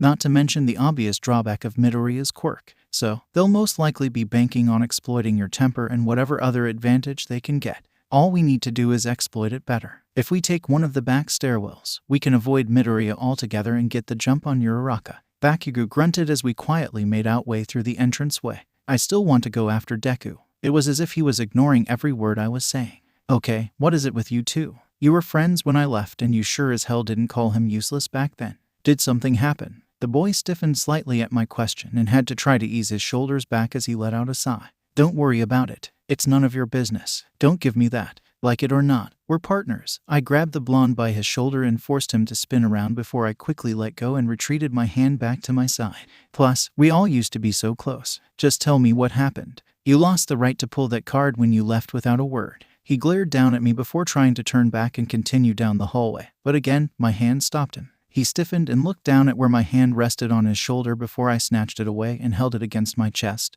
trying to ignore the way it shook. It's not like I had much of a choice. You could have at least said goodbye. I shook my head and looked down at my still shaking hand. You don't know what happened. We stood in silence for a few moments as I tried to calm myself down. Memories of what happened back then flashed across my mind, causing me to flinch at the inescapable horror of my past. It was like an old movie playing on the back of my eyelids. I tried to shake the thoughts away, but they just kept on coming, like a dam that was slowly crumbling away. Fortunately, I was pulled from my head by Bakugo grabbing me and pushing me against the wall with a hand over my mouth to muffle my breathing. He had been peeking around the corner of the wall when he heard the sound of steps and hadn't even realized that I had been spiraling.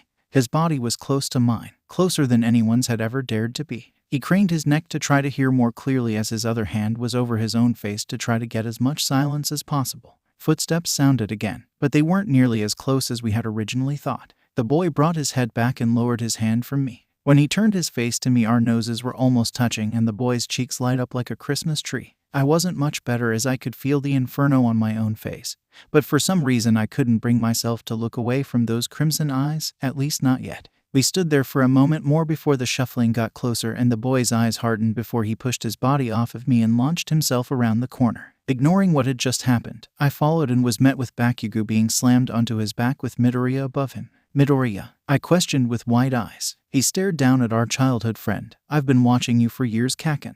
You always start a fight off with a right hook. Deku, the blonde, grabbed the other boy's ankles and yanked him to the ground as he got to his feet and seethed down at him. You fucking stalker, all those notes can't make up for the power you lack. Let's see you try to beat me with one of your shitty plans. Midoriya rolled to his feet and stared down Bakugo, who looked about ready to commit murder. The two circled each other, and I was debating whether or not it would be a good idea to get in the middle of their squabble when a thought hit me. Wait, where's the hair on the back of my head? Stood up and I ducked out of the way right before a hand swiped at the air where my head was only seconds before. Uraraka had abandoned the weapon and was trying to take me out of the fight. Clever. I had been so focused on Bakugo and Midoriya that I wasn't keeping a good eye on my surroundings. Something I would be scolding myself for later. The girl smiled as she lunged towards me again, her hands outstretched in an attempt to touch me. And if my theories were correct, then her quirk was a 5-point touch activated one. If she got all 5 of her fingers on me, then it was over. She just kept on coming at me as I bobbed and weaved around her advances. It wasn't particularly difficult, but I had to focus on not letting her touch me as well as making sure I didn't touch her.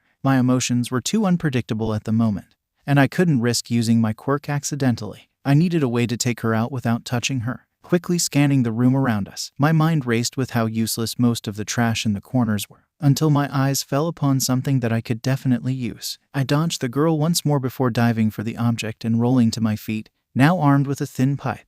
It was about as long as my arm from my shoulder to my wrist, and didn't seem very durable, but I wouldn't have to use it for long. This time, I came at Uraraka, taking her by surprise with the switch in my fighting tactic, and drove her to the ground with the pipe against her chest. I made sure that I wasn't touching her in any way, and I leaned my weight on the pipe, keeping her down. She struggled against me, but her arms were only movable from the elbows down, and I was too out of reach for her to kick me with her legs. All right, now all I had to do was, Bakugo, do not fire. I repeat, do not fire. You'll kill him. He'll be fine as long as he dodges. I whipped around to see Bakugo pointing his hand at Midoriya, who stood at the other end of the building. His hand was around the pin on the side of his grenade-looking thing on his arm, and he had a crazed smile painted across his face that matched how terrifying his eyes looked even from where I was. Time seemed to slow as I took off towards the boy. I didn't know what I was doing. I didn't have a plan. I didn't even know what exactly he could do with his weapon. But I could sense the amount of energy that started to build up as he pulled the pin, and I could sense the fear seeping off of Midoriya. My mind ran rampant, and the sheer force of it made me lightheaded. The only coherent thought in my head was that I had to save him, and my feet moved on their own.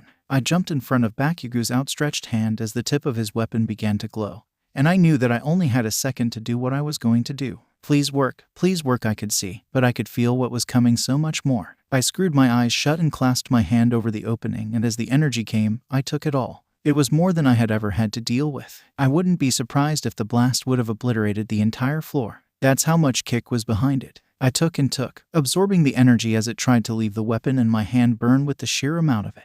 The fire burned beneath my skin and ran all the way up my arm as the energy just kept coming. It spread all across my body as it tried to regulate all that I was taking, but there was only so much I could do. This wasn't something I had ever done before to this magnitude, and my body was starting to hit its limit. My arm burned and burned as it took and took until I began to see the fabric of my suit burn up to reveal the charred skin below it.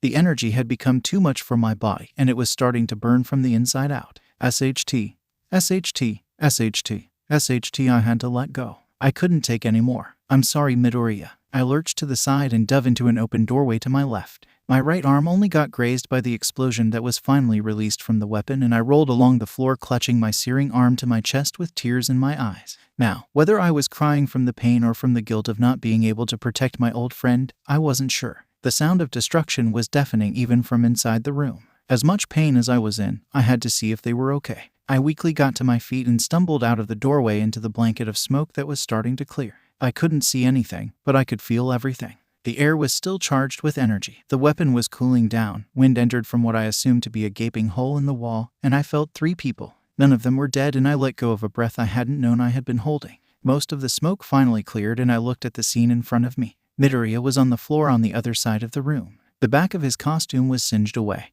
and his exposed back was covered in burns. He pushed himself up slightly to reveal Uraraka's crumpled body under him. She looked fine ish. I couldn't tell if she was conscious or not, but she definitely looked better than Midoriya. Her suit had a few burns, but not nearly as much as either of ours had. But I could see the redness of her face from where I was. Izuku pushed himself to his knees and looked back with wide eyes full of tears. His gaze was fixed on Bakugo, who stood in front of me. His body was rigid, and his face was hanging agape. He had lowered his arm that was now trembling along with the rest of his body, and it took him a minute to glance over at me and then return his attention forward. Nothing came out as he opened and closed his mouth, almost as if to say something, when he finally brought himself to look back at me. I could see it in his eyes. Regret, surprise, anger, amazement, confusion, it was all there swirling into those wide red eyes. His face twisted, and from the corner of my eye I could see Midoriya struggle to his feet. Bakugo, what were you thinking? That blast would have killed us if Kosuke hadn't weakened it. I was the only thing that left his mouth before Midoriya stormed forward looking angrier than I had ever seen him in my life. You want to fight that bad? He stopped a few feet away from Bakugo and lowered himself into a weak fighting stance. Come and get it. Midoriya launched himself at Bakugo and the two boys started going at it. Across the room, Uraraka coughed and shifted on the floor, and I couldn't help but run to her. I knelt down by her side and assessed the damage with my hands shaking in front of me. No, she was hurt. She was hurt, and it was all my fault. If I had just been stronger. Then her face was red and blistered, burnt from the sheer heat of that explosion, and she coughed again, trying to get all of the smoke she inhaled out of her system. I had to push those thoughts to the side. Allowing anything to cloud my mind would be a mistake and could very well cost Uraraka her life. Hey, are you okay? I leaned over her, scanning her body again and again for any apparent injuries. Minor burns, irritation, bruises from our fight ... but nothing too serious, thank God. It was no wonder Midoriya's back looked like that. He must have protected her from the brunt of the explosion. She nodded weakly and looked up at me. I'm fine. What about you? Her voice was scratchy from the smoke and her eyes watered and spilled over, leaving streaks on her ashy skin. Don't worry about me. I stopped myself. All I wanted to do was to heal her, to make her feel better, but the voice in the back of my mind practically screamed at me. What if you just hurt her more? This was your fault. What right did you have to help her? Remember what you did all those years ago ... What if you can't control it? Do you really want people, your dad, to look at you like they did back then? My eyes blurred as I shook the tears away with the thoughts. This wasn't the time to be thinking like that. If I let myself fall into those fears, then that's all I'm ever going to be, weak and afraid. And I didn't want to be that anymore. Okay, I took a deep breath. Okay, I think I can heal you, but I'll have to use my quirk to do it. All right, though, you don't understand. I whined, my voice beginning to shake at the thought of using the power that has caused me and those around me so much pain. My quirk, it hurts people. I don't want to hurt you, but if I can use it to heal you instead. I felt a hand rest on my own that was stiffly at my side. Hey, look at me. I brought my attention to Uraraka's warm eyes and was met with her small smile. I trust you. My breath hitched and I nodded my head as I shook out my hands, trying to rid any nerves that I had. Okay ... I took a deep breath and placed my hands on top of each other on the girl's chest as if I was going to give her CPR. I could still feel the burning energy flowing through my body that it was working to repair, and called to it. The energy obeyed easily and followed my command as it drained from me and into Uraraka. I could feel the desire for my quirk to instead take all of that energy and more to heal me, but I quickly shoved that to the back of my mind. I could feel the energy begin to repair her body rapidly and pushed more into her, feeling myself get colder and colder until all of the energy I had taken from Bakugo's attack had left me. Uraraka's breathing was strong and clear. She didn't seem to be having issues with the smoke inhalation anymore, and when I opened my eyes, her face didn't look burnt anymore. A smile stretched on my face before I fell back onto my butt and shivered at the lack of energy I no longer possessed. The girl had passed out due to the drastic shift in her body, but I could feel that she was okay, and my mind eased. I did it. I healed her. I didn't have long to celebrate as I heard the fight on the other side of the room. The two boys were still going at it. Bakugo looked worse for wear. His costume was a mess, his hair was singed at the ends, and he was blanketed in sweat. But as bad as he looked, Midoriya looked worse. He was still injured from the explosion, his back practically burnt to a crisp, but he was now shaking from exhaustion and probably from the pain of his back and the fresh hits he had been receiving. His right arm was now broken, but it didn't even seem to deter him in the slightest. Bakugo should have been able to overpower him easily in this state, but something was off about the boy.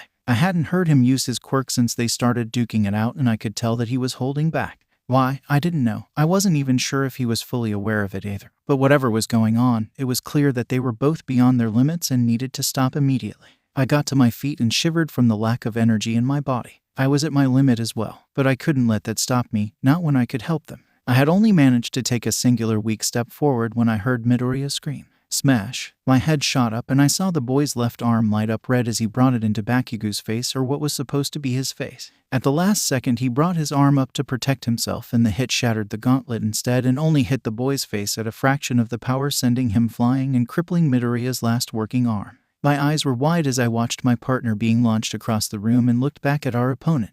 Izuku looked crazed with his broken arms, and 𝐸𝐸 was still unconscious on the ground. I let out a breath and readjusted my stance, ignoring the trembling of my body and the searing pain in my arm that was still thoroughly burned. Who thought that this matchup was a good idea? 𝐻𝐻 tried to speak but whined in pain and crumbled to the ground before he could finish what he was going to say. I tried to run to him, but my body gave out as well, and I found myself struggling to hold myself up with my 2 weak arms. I managed to maneuver myself onto my back and let out labored breaths from the pain I was in. The intercom that had been wired all throughout the building rang out with All Might's voice. Midoriya and 𝐸𝐸 are down for the count. Tima wins. We had won. I smiled lightly as I could feel the promise of unconsciousness begin to creep up. Honestly, I was in so much pain and so exhausted that I didn't even try to fight it. But as I was going under, I caught a glimpse of a form limping towards my body and collapsed beside me. Their bright red eyes stared into my closing ones, and I could swear I saw tears in them. "I'm sorry," was the only thing I heard before the darkness overtook me and I fell into a dreamless sleep. Consciousness came back to me in waves. First it was the sound of a faint beeping.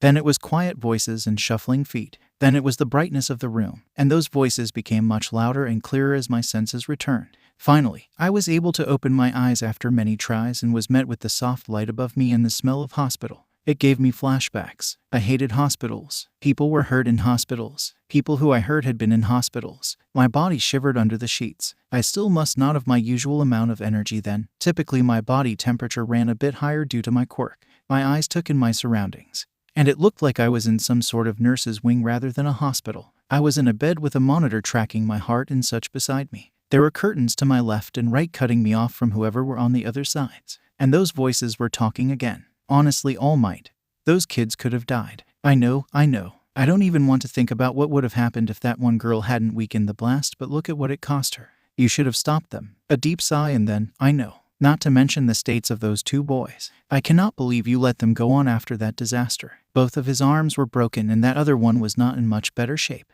You do not have to tell me. I know. Okay. Apparently not. I will not allow you to put these children in harm's way like that again. You do not need to worry. It won't happen again. For your sake, I hope that you're right. Now if you'll excuse me, I have students to attend to. The light shuffling of feet started before a head peeked into my room or whatever. The woman was older, her gray hair tied up into a bun and her face decorated with wrinkles from years of smiling and probably scowling if the conversation she had earlier was normal for her. She was small, probably just above half as tall as I was. But that didn't diminish the clear authority she possessed. There was a gentleness to her as well, one that made me feel at ease as she walked over to my bed. She gave me a sad smile as she looked over me. "Welcome back, dear. How are you feeling?" I took a moment to think about it. Like I got hit by a bus, or maybe more like an airplane. This caused the woman to let out a light laugh as she checked my vitals. "After all you went through, I'd say that's a fair assessment. How are those 2 boys?" She finished for me as I slowly nodded. "They'll be fine. You're the second to wake up. The loud one woke up about 30 minutes ago and Midoriya is still out. He'll be awake any minute, so there's no need to worry. My quirk tends to leave those I heal extremely exhausted is all." "Your quirk?" "My name is Recovery Girl. My quirk Healing Kiss allows me to heal the injuries of others with a kiss. But the way it heals is using the person's stamina to speed up the healing process. So you can imagine that healing large injuries like that takes quite the toll." I nodded, trying to wrap my mind around the information she just gave me. If I was understanding correctly, her quirk kind of works like mine does, or at least how I used it on 𝐸𝐸. I used the energy from the blast and from my own body to speed up her body's natural healing. That's also why my injuries were already healing before I healed her. My quirk tends to have a mind of its own sometimes and likes to keep me in as pristine condition as possible. I couldn't remember the last time I had a cold or was injured for very long.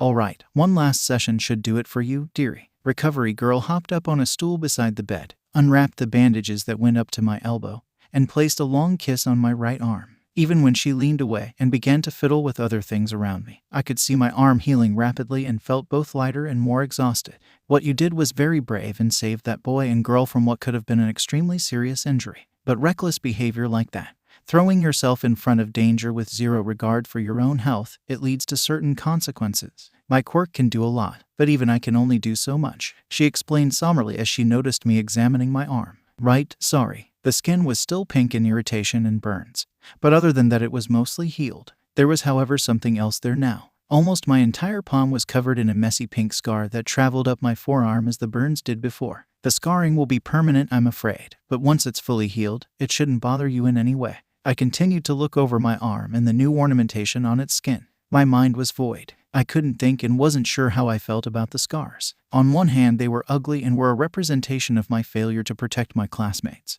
But on the other, I had obtained them by saving someone even if not as well as I would have liked, and so, for now at least, that was okay. As long as they weren't hurt, I didn't care much. Without warning, the woman sped over to me and hit me on the head lightly with her cane. Oh no, I know that look all too well, young lady. Do not make a habit of disregarding yourself in favor of others. You may be working to be a hero, but you cannot save anyone if you're dead. Do you understand? The words she was saying ... and no one had ever cared enough to put me first. It was always protect others and do your best to make sure that those around you are unharmed at any cost. But she wanted me to protect myself. She obviously didn't know about my quirk, about what it could do, about what I could do, about what I had done. Another light hit snapped me back to the glaring woman. Understand, I do not want to see you in here unnecessarily. I couldn't bring myself to say the words, so I simply nodded and breathed out another apology, which must have been enough for her because she let out a small smile and ruffled my hair before jumping down and walking to the curtain. Good, let me rewrap your arm and then you should be free to go. School ended about an hour ago, so you haven't been out for too long. Change the bandages on your arm every 6 hours today and then come see me first thing tomorrow morning. She shoved a roll of bandages into my hands once she was finished and began to make her way to the curtain. Be safe getting home and please do not come and see me again. I knew that she had meant it as a nice thing. She only saw us when we were injured and that was something she wanted to avoid. But I couldn't help but deflate at the thought of another person not wanting me around. Oh, and make sure to bundle up. Your skin is still ice cold. She peeled back the curtain and shuffled away with one last wave. I sat up and looked down at myself. I was still in my destroyed hero costume, but my school uniform was sitting on a chair against the wall along with my suitcase and backpack. I furrowed my eyebrows at the chair. Who brought my stuff here? I didn't let myself think too much about it as I tossed back the blanket that was draped over me and dangled my legs off the side of the bed, wincing slightly at the soreness that already filled my limbs. If I felt like this now, I didn't even want to think about how I would feel tomorrow. I stood up and changed into my uniform, placing my battered suit in its case and making a mental note to take it by the support course tomorrow to see if they could repair it. Once I finished, I left the infirmary, only getting slightly lost as I went to put my case back in the classroom and then making my way to the entrance of the school, emerging back into the bright sunlight. I couldn't help but smile at the scenery I knew I would never get tired of. I put my hand over my eyes to try to block out the intensity of the sun and would have bumped into the large form leaning against the entrance wall if they hadn't reached out and grabbed my biceps to steady me. How do you expect to be a hero when you're so damn clumsy all the time? A deep voice grumbled out as he refused to meet my eyes, not taking his hand off my arms yet. I don't need you to save me, I can handle myself. The boy scoffed and finally let me go, crossing his arms across his chest as he leaned back against the wall. What, did you somehow forget how I literally absorbed like half of your power move? This caused the boy to tense slightly, and I watched as he forcibly relaxed his shoulders, probably hoping that I hadn't noticed his reaction. You got hurt. Oh yeah, that's what happens when you put yourself in between two people in a literal bomb. They would have been fine, he grumbled out lowly. And if they weren't, you could have seriously hurt someone with that move. Look, I know. Okay. He pushed off the wall and took a step towards me that I responded to by taking a step back. I don't need you lecturing me like you're my mother. Something was going on, that much was clear. For whatever reason, 𝐷𝑒𝑘u had decided to wait for me to wake up and walk outside so that he could talk to me. It was obvious that something was bothering him, and me all but poking him with a stick wasn't exactly helping. I just couldn't help it. He brought this side out of me. If you didn't act like a child, then maybe I wouldn't have acted like your mom. I don't act like a child. He got up in my face, his eyes blazing as he refused to look anywhere except my own. Weird how it was always one way or the other with him. Oh yeah, I matched his energy and leaned forward, giving him my own icy glare. Prove it. It was just like earlier. We were so close, almost nose to nose and staring each other down, but this time he was the one backed against the wall. It put a smile on my face that came out as more of a smirk at the thought that I was one of the only people who had the balls to stand up to the guy. He wasn't that scary, so I didn't understand why most of the class acted like if they looked at him long enough, he'd rip their throats out. Katsuki may be a powerful foe, but most of the time he was all bark and no bite. How many times had I gotten in his face and pushed his buttons? Enough that I should have been exploded a long time ago. Yet here I stood, staring him down as I forced him to lean against the wall behind him. Just as I thought. You're still that kid I knew all those years ago. Come to me when you learn to grow up. I backed off, knowing that I had gone too far, but couldn't bring myself to regret it. These were things that the boy needed to be called out on, and no one respected him enough to do it. I began to walk down the steps when I heard his voice call out to me quietly. Are you okay or whatever? He said it under his breath and wouldn't look at me as he asked. The question surprised me. I didn't think that he cared honestly, but maybe he did have a heart after all. I looked back at his hunched form and let a small smile creep onto my face. If that's your way of apologizing, we severely need to work on it, but for now ... Yeah, I'm fine. See you tomorrow. You looked fine, maybe a little bruised, but not nearly as bad as you looked earlier. Katsuki let himself take a breath as he watched you walk away that turned into a sigh. That moment ... He was so blinded by emotions that had been building up for years against the other boy, and he hadn't considered just how much damage he would cause. But when you jumped in front of his attack ... He didn't know if he had ever been so worried about a person before. He had a vague idea of just how powerful his gauntlets were, and so that split second that your eyes met his before you slapped your hand over his weapon, he couldn't help the shiver of fear that ran up his spine as he imagined what would happen to you being hit from that close. But then you didn't. Somehow you had stopped it ... or weakened the blow, but you got hurt in the process. Katsuki couldn't look away as you stood there, your veins and eyes glowing brighter and brighter, just taking the detrimental explosion that was supposed to be for Deku, and then you jumped out of the way. And when he saw you again, your arm, he couldn't get the image out of his mind ... What had happened to you. What he had done when the nerd came at him with so much fight in him. It was all he could do to not get knocked on his butt because he just couldn't stop thinking about how hurt you were. And then you passed out right after Deku. You looked so fragile. He still remembered how terrified he was when he touched you and had to jerk his hand back at how cold your skin was. He glanced over a few times during his fight with Midoriya and saw you with pink cheeks. He wasn't sure what exactly you were doing or why you were glowing, but he did know that afterwards, she didn't have a scratch on her, and you looked even worse than before. Katsuki woke up after the match in the infirmary wing of the school with Recovery Girl hovering over him. He wasn't even really hurt, so he didn't know why she was wasting her time on him when you were right behind that curtain 10 times worse off than he was. But he bit his tongue and took it. Honestly, he couldn't bring himself to speak yet. What would he even say? Hey, sorry I almost obliterated you during that training exercise. I was pissed off. No, there was no excuse. Everyone was right. He shouldn't have set off that blast. It was too powerful and too risky in a confined area like that. Even as angry as he was at himself, he was even angrier because he didn't understand what was going on. He had never felt like this before, upset for what he had done to someone. Was this regret? He had never had to deal with regret before. Why would he? When everyone around you praises you for simply breathing, it's hard to do any wrong. But he knew that what he did was wrong. Ugh, but did it have to feel like this? He hated this feeling. Maybe that's why he went back to the classroom and girls' locker room once Recovery Girl let him go and brought you your stuff. Maybe that's why he sat there in one of the chairs on the wall for a few minutes wishing that you'd just wake up already. Maybe that's why he stayed by the entrance and waited for you to leave. He just wanted to make that feeling go away. When you two met outside, he'd never seen your eyes that shade of green. He noticed it as soon as school started, that the usual light and airy green would change shades often. He assumed that it had something to do with your quirk, and it was all but confirmed when he watched your eyes look like they were about to turn white as you stood in front of his explosion. He was happy to see that your arm was healed, but frowned at the bandages peeking out from under your blazer sleeve that you couldn't seem to stop itching. He had done that. Those were there because of his mistake. That feeling washed over him like a tidal wave, and he felt like he was drowning, going deeper and deeper. Maybe that's why he let you yell at him, because he knew that deep down, he deserved something, some kind of punishment for what he did. But those words, just as I thought, you're still that kid I knew all those years ago, come to me when you learn to grow up. Why did they dig so deep? Why did they echo in his head even after you left? Katsuki began to walk home, his shoulders slouched, and his head hung low as his thoughts screamed at him. What was going on? He truly didn't understand what this feeling was, what was wrong with him. This regret, this guilt, it weighed on him and grew heavier with every step he took. All he wanted was for it to go away. But how? Bakugo. Katsuki slumped as he made his way to his classroom the next morning. He was stopped in his tracks as a low and tired voice called out to him. He turned to see his scruffy-looking teacher with eye bags that were so large they could have passed for Gucci. I need to talk to you about yesterday. Come with me. Mr. Aizawa turned on his feet and started walking down the hallway with his hands in his pockets. The boy sighed but was thankful that he usually got to school early so that he could go ahead and get this over with without worrying about being late to class. The man led Katsuki to a door with the sign Teacher's Lounge on it. He opened the door and went inside with the young boy on his heels. Inside was a large area with 3 couches surrounding an area rug and a small kitchenette behind where a few teachers were making coffee before they had to start the school day.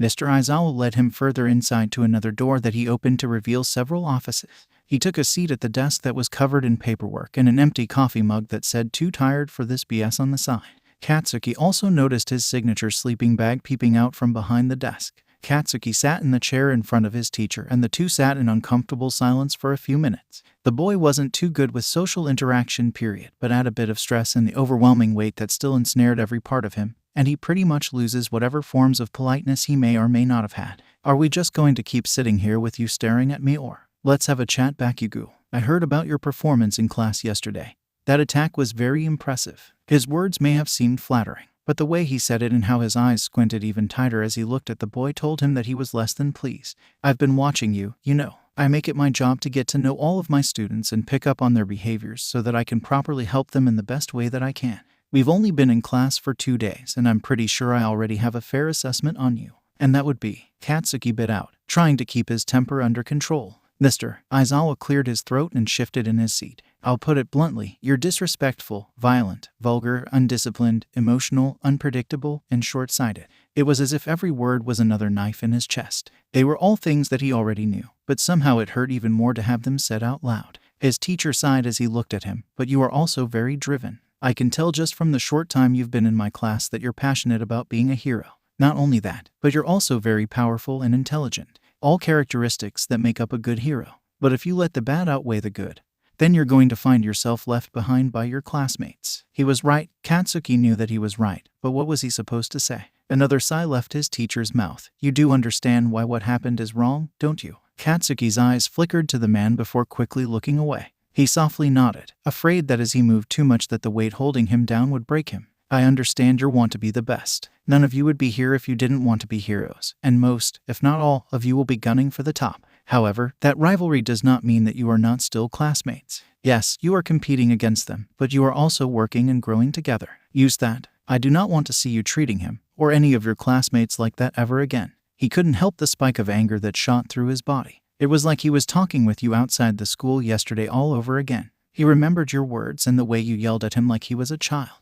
It was the same damn thing. Like what? Like he's useless? Well, guess what? He is. 𝐷𝗀𝐻, no, you know what? I'm tired of people giving me shit for how I treat him. I've done it for years and no one has said a single thing about it. And now I come here and all of a sudden, it's this big thing. Yes, treating another person like they are nothing is a big thing. I don't care if you think that they're the weakest, most annoying thing on this planet. You should never treat anybody that way. 𝐾𝐦 slammed back in his seat and crossed his arms. I don't see what the big deal is. You think I don't see it? You think I can't tell that you two know each other from before 𝑢𝐴? You two went to the same middle school. You bullied him, right? Silence. Am I right, 𝐷𝗀𝐻? Yes. What does it matter? It's not like anyone ever did anything about it. They all knew that he was worthless and that I was going to be the best. Most of the teachers even encouraged it. Tell me, if what I did was so wrong, then why did no one stop it? Eraser went quiet, simply staring wide-eyed at his student. What he was saying ... It all made so much sense. This boy had been severely wronged by his old teachers, but he refused to make that same mistake. Look, your old school might not have cared about you enough to correct you, but that stops right now. I will not allow you to fall down this path that will only lead you to destruction. What's that supposed to mean? It means that you're going to work to be better, but you're not going to do it alone. 𝐾𝐦 stared at the man. At some point, his expression had shifted entirely. When they first sat down, it was clear that he was irritated with him. Now he looked livid. Just not with him. There was also a sense of pity in there that made him grit his teeth. You're looking down on me. The accusation was quiet, barely loud enough for him to even hear, but his teacher had heard it loud and clear. No, I'm not. Compassion, sadness, sympathy, those are not bad things. If you have a problem, then work to prove them wrong. Show them that you are strong by your own actions, not by beating others down, using people as stepping stones like they're nothing. That's not strength, it just proves how weak you are. As those words left the man's mouth, 𝐾𝐦's entire world felt like it got tilted on its axis. Everything that he had known ... that he believed in ... it was wrong. If what he was doing was wrong, then his teachers ... But why did Mr. Aizawa? Why are you doing this? Because I care about you, 𝐷𝗀𝐻. I care about all of my students and all I want is to see you succeed. You started off on the wrong foot and it's going to take some work to get you caught back up. But I have faith that you'll work to fix things and become the best hero you can be. It won't be easy, but luckily you won't be alone. All right, dearie, it looks like most of the irritation has gone down. Would you still like to keep your arm wrapped? I looked down at my newly scarred arm and frowned. I hadn't had time to really take it in yet. I only saw it when I was changing the bandages, so I didn't know how I felt about it yet. Can we wrap it, please? Sorry, none of that. She lightly scolded me, causing my cheeks to heat up. And yes, of course we can keep it wrapped. Recovery girl was gentle as she twirled the bandages around my palm and up my forearm. It was still relatively chilly outside, so I would be wearing my blazer anyways, but it just felt more secure somehow to have it wrapped. She finished and shuffled over to put her supplies away as I got up to slip on my blazer and sling my backpack over my shoulder. It's okay, you know, to have scars. It was so soft, what she was saying. Might have even driven me to tears had I not learned that lesson so long ago. Memories flashed through my mind, and I had to physically shake them away before I began to make my way to class. I know, thank you. The walk from Recovery Girl's office to our classroom seemed so much longer this morning than it did yesterday. Maybe it was because I was still slightly out of it then, or maybe it was because my mind kept on replaying the fight in my head no matter how much I begged it to stop. I couldn't help but critique not only my own performance, but everyone else's too. It was a skill I had unfortunately picked up and couldn't seem to drop for the life of me. The more I learned about my classmates' quirks, the more my mind wondered what their limits and biggest weaknesses were. Guess that's how it is when you're constantly around heroes and watching villain fights. You start to train yourself to think like them. I just wish I could turn it off sometimes. Finally, after seemingly too long, I made it to the class's oversized door and slid it open expecting for the room to be empty, but was met with a certain spiky blonde hothead. "Well, good morning, sunshine. What's got you here so early?" I asked teasingly as I slid into my chair behind him. The boy turned around with his signature scowl and looked me up and down as if examining me. "I'm always here early. Why are you here?" I lifted up my bandaged arm and slid the sleeve of my blazer down slightly so he could see. Recovery Girl wanted me to stop by before classes. Guess I got here earlier than I needed to though, because she got done really quick. 𝐷𝗀𝐿 somehow frowned even more as he looked at my arm that I had returned to my lap. How am I doing? I finished for him. It was clearly a very unknown thing for him to ask about someone else's well-being, so I decided to cut him some slack. "I'm fine, kinda sore, but other than that I'm good. What about you?" "I'm not the one who jumped in front of my explosion," he grumbled out as he turned his body so he could sit in his chair backwards. "But you are the one who was on the receiving end of a punch that literally shattered Midoriya's arm." The boy seemed to grimace at the memory and let out a sigh as he rested his head on the back of his seat. "My gauntlet took the brunt of it, and I was already pretty much healed when I woke up, so I don't remember much." The hag did mention something about a broken jaw and nose, but I wasn't really listening. "You're talking about Recovery Girl, right? Who else would I be talking about?"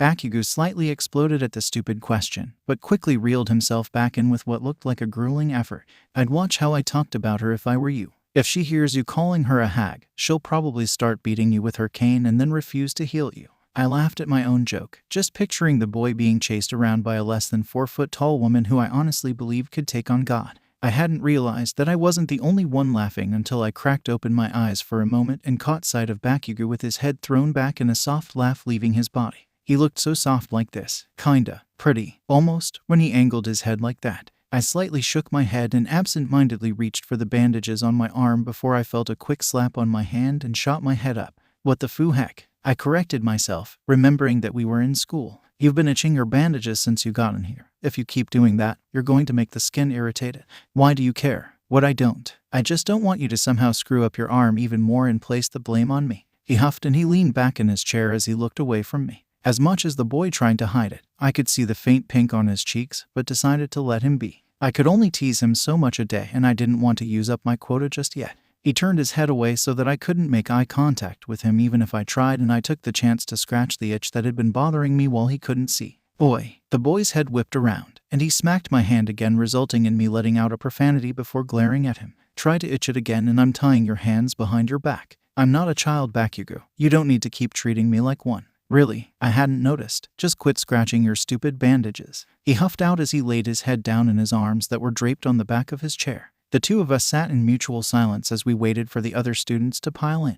I took to spending half of my time gazing out of the window and half of it plowing through my textbook. I was determined to stay on top of my academics as well as learn how to properly control my quirk this year. The thought of how proud Dad would be made the corners of my lips turn up before my mind flashed to his face that day. How disappointed and scared he looked. I never wanted to see him look at me like that again. That was why I went so hard in everything I did. My thought process was that if I did good enough, maybe I could make up for what I did, and he would look at me like he used to. It was a child's dream, but my younger self was still trying to call out to her father in any way she could. As I switched between the two, I would catch 𝐷𝗀𝐿's gaze on me every once in a while. He was also going through his textbook, and for whatever reason he was still sitting in his chair backwards. Maybe it was because it was just the two of us and the classroom felt lonely if you weren't facing each other. Or maybe it was because it was just comfortable for him. Whatever the reason was, I didn't let myself dwell on it too much. Human behavior was something that I got a good amount of the time, but also never quite understood. Eventually, the classroom began to fill up, and as the first student sauntered in, the blonde turned around in his chair without a word and continued to keep to himself. I was nose deep in my textbook when I felt a presence approach my desk and glanced up to see a very familiar mop of green hair and freckles. "Hey Midoriya," I greeted with a smile. The boy immediately returned the gesture and squeezed his backpack straps in his hands. "Good morning, I'm sorry about yesterday." His mood seemed to change from being nervous to guilty in a matter of seconds, and I let out a sigh. "You have nothing to apologize for, especially when it was my fault for not being strong enough to protect you both. It's just that you got hurt protecting me and I got hurt because of my own actions. It was in no way your fault, okay?" I looked into his eyes, that were a few shades darker than my own, as if I could will him to understand what I was saying, before I finally gave up. "How are you feeling? You were the last one to wake up and leave yesterday." The boy's cheeks turned a shade of pink as he nervously looked around the room. "Oh, I'm fine. Recovery girl healed me up and I went to see her this morning to get any last-minute injuries fixed. You must have shown up after I left her office. She mentioned that you had been there earlier. Anyways, that's all I wanted to say. Oh, and also you did really well yesterday. You left before your quirk came in all those years ago, so I'm still trying to figure it out." He was interested in my quirk. Maybe he was now. But once he found out what I could do, he'd be just like everyone else, disgusted and afraid. I forced a smile that I hoped was believable onto my face and looked back at the boy. "Well, let me know when you do. I'm very curious as to what you come up with." He nodded and left to sit in his own desk directly behind me, and it wasn't long before I noticed how tense the blonde in front of me was. Throwing all sense out of the window, I kicked the back of his chair, causing him to whip his head around to me. Geez, if the boy kept on doing that, he was going to get whiplash or something. "What's got your panties in a twist?" He deepened his scowl and turned back around with a huff. "What was that about? Bakugo didn't know anything about restraint. Was he sick or something?"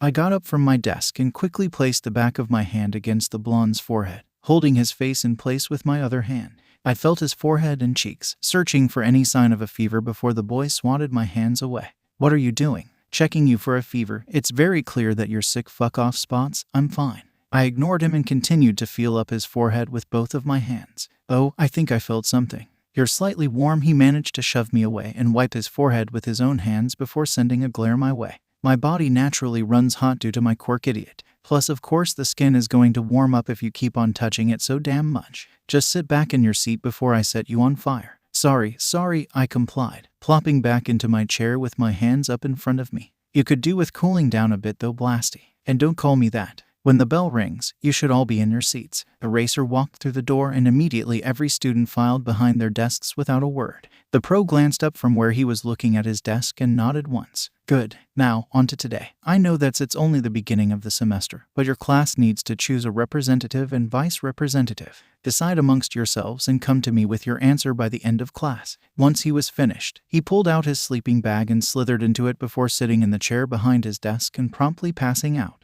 "Whoa, class reps. Somehow that feels way too normal," Kirishima noted from where he sat.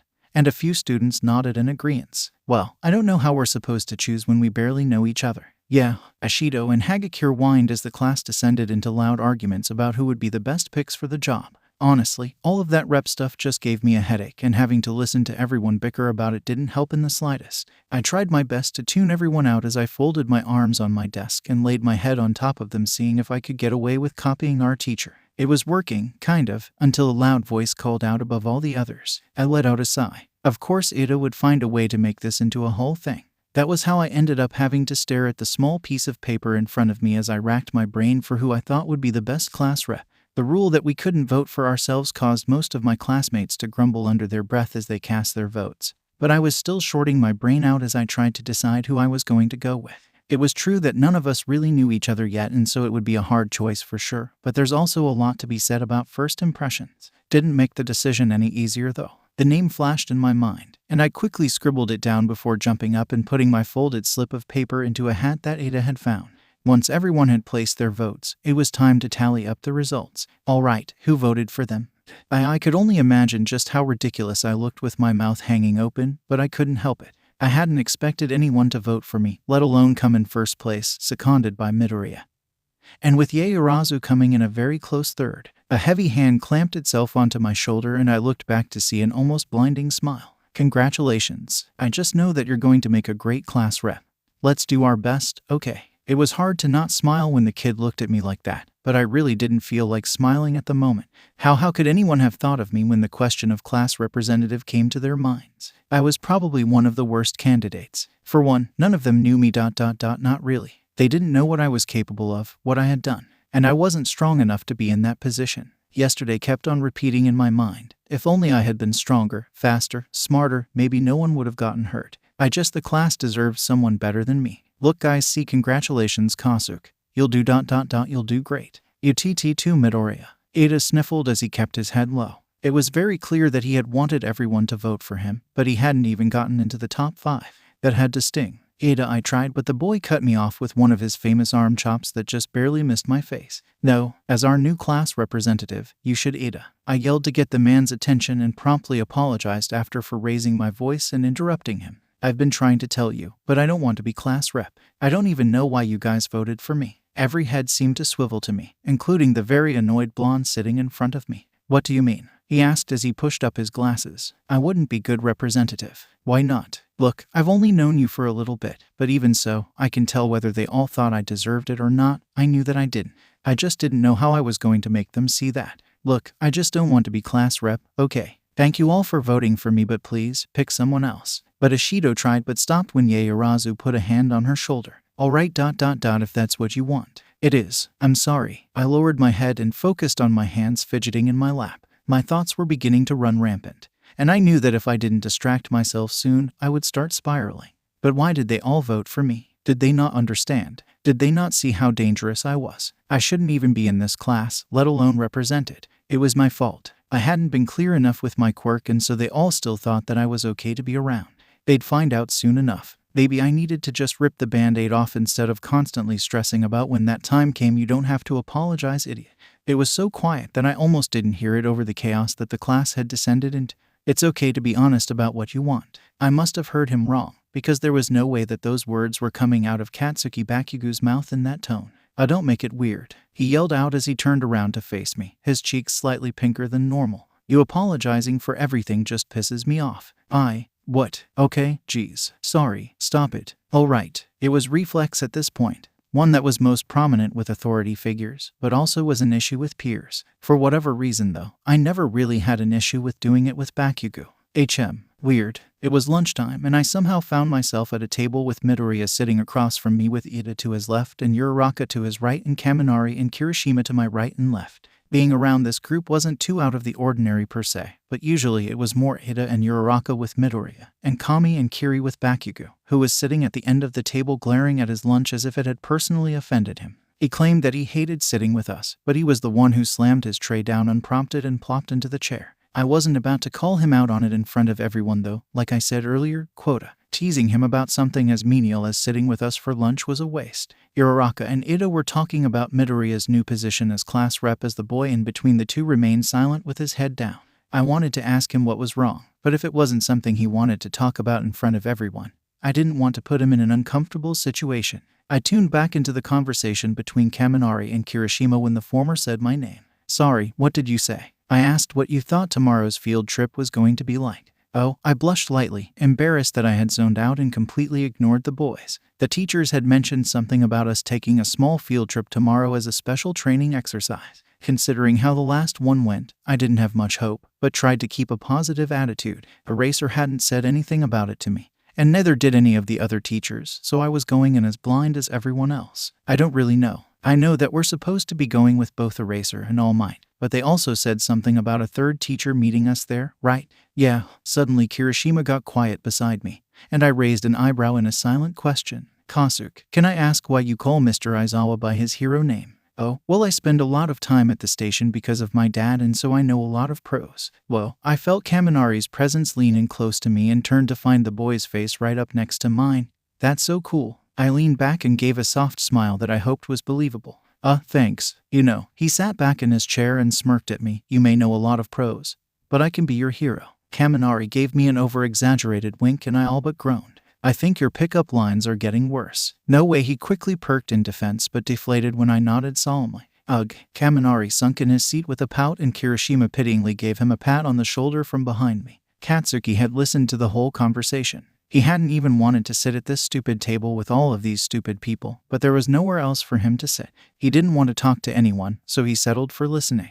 And even if he hadn't been paying attention, it would be impossible to ignore 𝗀𝐻𝐻 obvious flirting attempts with you. It was clear that you weren't interested, but 𝐾𝐦 couldn't help but grind his teeth at his advances. It confused him as to why he was feeling like punching the kid in the face, but he chalked it up to him just being his regular dumbass self. It looked like you were about to apologize for shooting 𝗀𝐻𝐻 face down when an alarm blared overhead, making everyone jump in their seats. Then it was pure chaos. The hundreds of students had all collectively decided that they needed to leave the lunchroom all at the same time, and so everyone was running around and bumping into each other. Our table quickly got up and tried to make their way through the large crowd while staying together, but almost immediately got split up. He could hear people crying out in fear and pain as they got tossed around through the crowd, and 𝐾𝐦 found himself scanning the sea of people for you. He couldn't tell you why, but he just had a feeling that you would need his help. Almost as if you had fallen from the sky, you suddenly crashed into his chest and began falling to the ground with a yelp before he caught you around the waist and held you up. The two of your eyes stared at one another for a second as you both breathed heavily.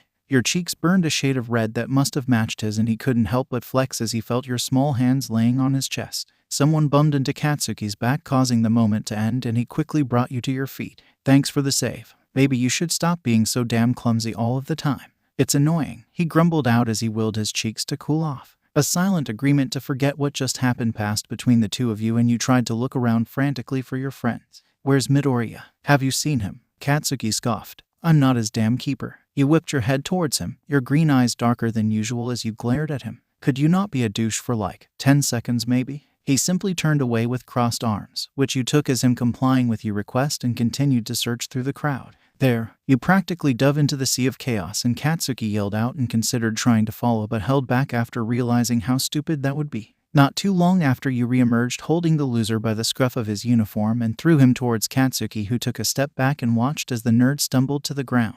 You dusted yourself off and readjusted your uniform as you sent him another glare before taking a look around once again. Everyone's in a blind panic. If they don't calm down, then someone's going to get hurt. Deku had shot up from the ground, and the three of you were trying to swim through the crowd while avoiding stray elbows and clumsy backs. 𝐾𝐦 remained close to you as he had to defend off anyone who tried to bump into or trip you, because you were absolutely hopeless with trying to stay on your feet just in general. He grumbled as he pushed one guy who was about to fall on top of you and ushered you forward. So annoying. Eventually, you all made it to the huge bottleneck that everyone was trying to fit through, and before the nerd could even try to do something, glasses flew overhead and slammed into the wall above the two double doors. Everyone, he yelled over the crowd. As UA students, it is imperative that we remain calm in these types of situations. However, fear not. It was merely an overly excited reporter that got too close to the school, so no need to panic. Like the calm after a storm, the crowd settled down and started dispersing almost immediately. Once the group who was squishing us like sardines suddenly vanished, 𝐾𝐦 straightened up with a huff, and he watched as you fell to the ground after one last kid managed to bulldoze you. He walked over to you and reached down to pull you to your feet. You wavered for a moment and began brushing off your uniform. Thanks again. Whatever. Midoriya. You were looking at the nerd who was gazing at glasses with a sad expression. Are you okay? He hummed as he turned to you and gave you a sad smile. Yeah, there's just something that I have to do. You don't want to be class rep either. Ashido's voice screamed out as the girl's face became a shade darker in anger. Midoriya stood in front of the class, clearly uncomfortable with all of the attention, and tried to explain himself. It's not that I don't want to be. I'm honored that so many of you voted for me, but I wasn't able to do anything during that huge panic during lunch. Ida took control and calmed everyone down. He's what a good representative should be. So, you're giving up your position to Ida. Eraser sighed from his desk, where he was surprisingly not in his sleeping bag. Yes, sir. Midoriya bowed slightly. If I could. I don't care. Ida, congratulations on being class rep, and Yaoyorozu on being vice rep. Don't disappoint me. The two students made their way to stand in front of the class as Midoriya took his seat behind me. I turned around and gave him a soft smile to show that I was proud of him before turning back forward. Both bowed lowly and promised to do their best as the class erupted in excitement. Then it was time to go home. I had gathered all of my things and was passing Eraser's desk when I noticed that he was being off. Like, really off. He seemed to be worried about something. I caught his eye and he looked at me somberly. Usually, the pro would raise his eyebrow or nod in acknowledgement, but he didn't even flinch. Something was very wrong. A reporter ... It was just an enthusiastic reporter. Xiaoda kept trying to calm himself down as he walked down the hall. Of course, you probably couldn't tell from the outside, but he was on the verge and has been since he heard that alarm. That last time that alarm sounded was over 10 years ago. UA was known for being the extremely high security facility that it was. But that day, he wasn't a teacher yet. It wasn't too long after he graduated actually, but it was all over the news. They tried to sugarcoat it, but there was no sugarcoating the horror that occurred that day. Of course, the school improved its security, and a breach hadn't happened in several years, but 𝐀𝐦 wasn't one to take risks like that, and he refused to let history repeat itself. All of the teachers gathered in 𝐁𝐻's office where he was sat at his desk closely watching the students on the camera.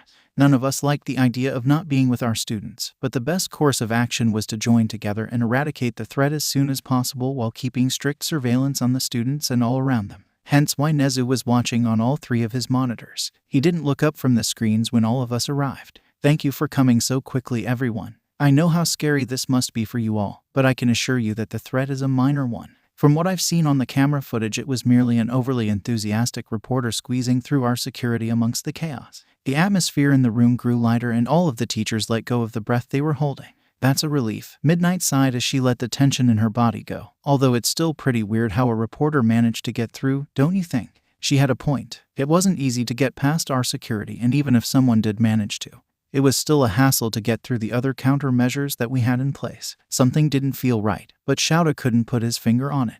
It was driving him crazy. I've already sent 𝐻𝐸 and 3 of our security guards to find the reporter and escort them to me so I can ask them some questions to confirm the situation. You all should go back to your classes and make sure your students get home safely. I'm sure they're a bit shaken. Looking around the room, it was clear that none of us felt good about this, but we also didn't have any valid reason to oppose, so we followed 𝐁𝐻's words. What were we missing? 𝐀𝐻's gut turned as he thought more about the situation. Every step he took, the worse he felt. A voice in the back of his head was screaming at him that something was wrong and that they were not safe, but he couldn't prove anything. Although his instincts were usually right, so he simply put this feeling on the back burner in his mind.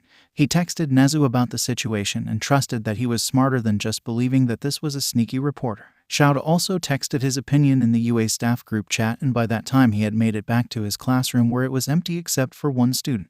Careful to not seem too suspicious, he walked over to his desk and started to fiddle with some papers. Nori, why are you still here? I'm sorry.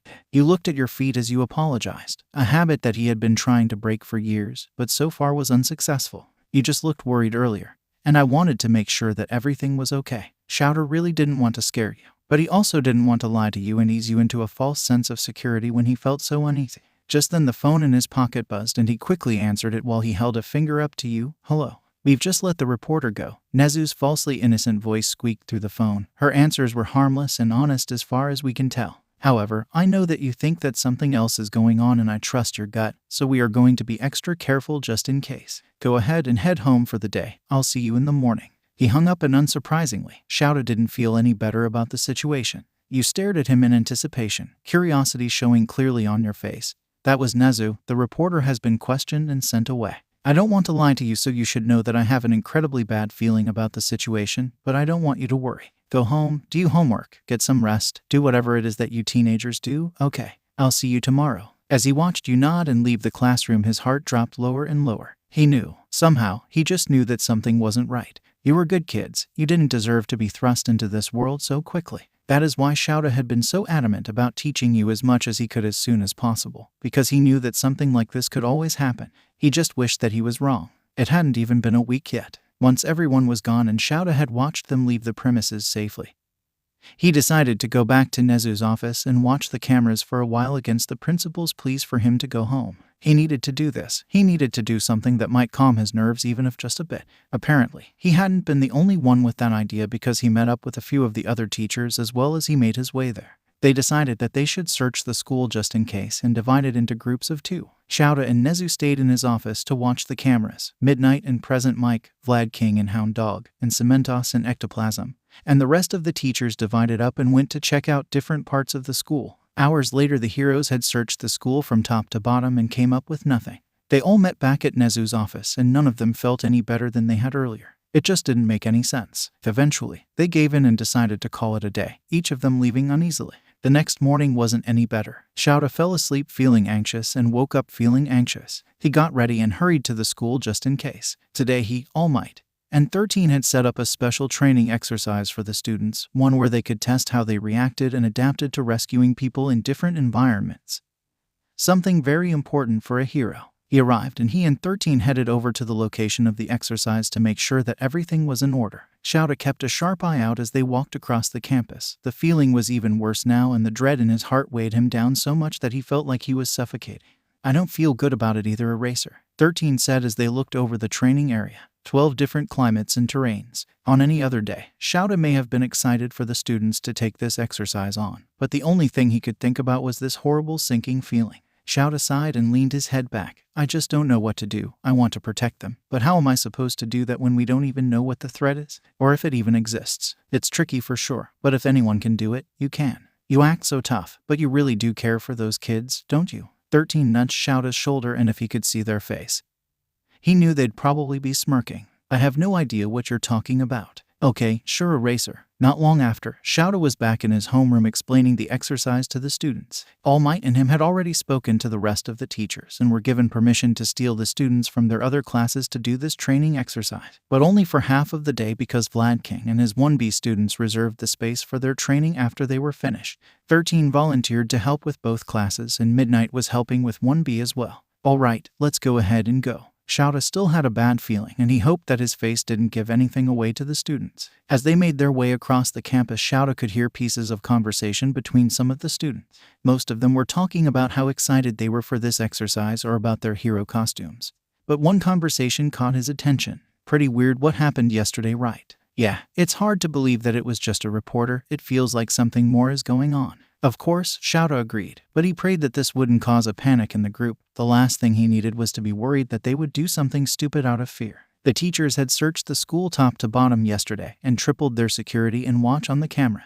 By all accounts, they had done everything that they could ... but that didn't make 𝗀𝐷 feel any better. All he could do now was be on guard and hope for the best. The field trip. That's what they were met with when class began this morning. We had all known that there was something we were doing, and as I watched Eraser stand in front of us and vaguely explain where we were going without actually telling us anything, I couldn't ignore the deep pit in my stomach. His words from yesterday echoed in my head. I walked into school this morning on high alert, looking over my shoulder, checking my surroundings, and even using my quirk to feel if anything was off. I had felt a sort of weird energy earlier, but it wasn't nearly something to be concerned with. Still, I kept my feelers out just in case. We were now on a bus going wherever they were taking us. Most of the class wore their costumes, but since mine had been damaged during the Heroes and Villains exercise, I was just in my gym uniform.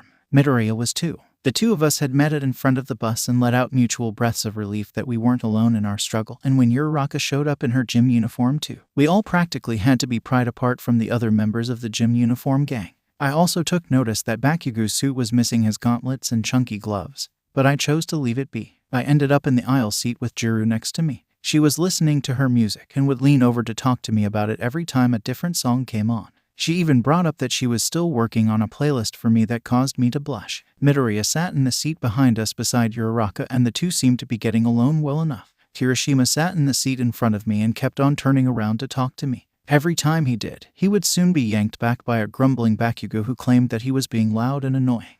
Well, if we're talking most potential to be strong heroes, then I'd have to put my money on either Todoroki or Kosuke. My head whipped around as I caught a small snip of the conversation going on behind me. Zero had been talking with some of the other students, and they apparently were deciding who they thought had the most hero potential in class. What? Uraraka perked up and jumped into the conversation. Oh, totally. The way you blocked Bakugo's mega powerful blast and healed me after was way cool. I couldn't help the sudden burn to my cheeks as I tried to get something that was intelligible out of my mouth. Plus, we all saw you during the quirk tests on the first day. Asui chimed in with a finger to her chin. She turned to look at me straight on, her wide eyes not giving away a sliver of hidden emotion. Actually, I don't really understand your quirk. What is it exactly? So, this was it, huh? I would explain it to them, and they would all realize just how dangerous I was, just like everyone else. I'm not going to lie. I had hoped that it would be just a little bit longer, that I could continue to pretend and enjoy their ignorance for just a while more. But all good things must come to an end, I guess. Oh, I bit down on my lip as my hand began to fidget in my lap, and I tried to figure out how to properly explain my quirk.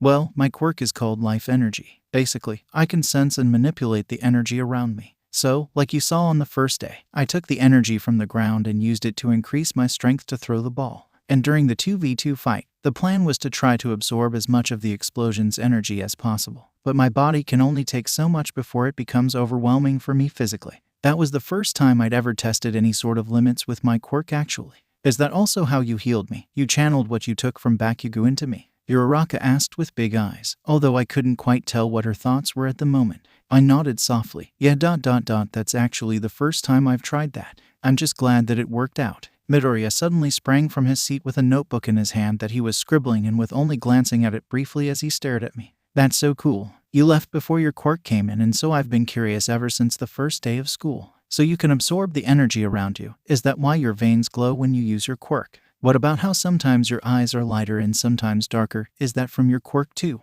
What about shut up? Bakugo's voice boomed all throughout the bus, causing every voice to go silent. You know, I would say that Bakugo has a lot of hero potential, but his garbage personality kinda throws a wrench in all of that. Kaminari muttered under his breath to Zero, who let out a snicker. He was probably trying to be quiet, but unfortunately, everyone had heard him, including ... What did you say? It's true. How do you expect to be a proper hero when all you do is yell all of the time? You'll never make it with that kind of attitude. Isui's calm words only riled the blonde up, and I could practically see the steam coming from his ears. He was about to explode. I could see it, and so before he could destroy the bus and everyone in it, I jumped up and pushed him back. Alright. That's enough, kinda telling how we've only known each other for like 3 days, and already we know that your personality is flaming crap mixed with garbage. I slapped my hand against my forehead with a loud sigh. Of course. It really shouldn't have surprised me how Kaminari couldn't seem to keep his mouth shut. Well, nothing to be done about it now. I plopped back down into my seat and waited for the outburst that I knew was coming. Only it never did. Eraser scolded Bakugo for being too loud and out of his seat, which caused the boy to slump down, grumbling under his breath. The whole interaction threw me for a loop. Who knew that someone could tame the blonde like that? It was impressive, and only made my admiration for the hero grow as I smirked. It wasn't too long after that we arrived. We filed out of the bus with Ida breathing down all of our necks, and I could feel my excitement for him being the class rep being thrown out the window the longer he was class rep. Calm down, Ida. I knew you were uptight, but you need to chill. I hadn't meant for it to come out the way it had. But the boy didn't seem to take it too much to heart, as he simply ranted on about how it was his duty to be diligent and keep everyone in class in line. Honestly, I tuned out probably 2 seconds after he began talking and took a look around as we walked into the facility and were met with the pro hero 13. Nothing seemed out of the ordinary, but I knew better than to trust appearances. I reached out with my quirk and tried to see if I could feel something as they were talking. I closed my eyes as I searched, and I felt someone nudge my shoulder but shook them off as I reached even further until I felt it.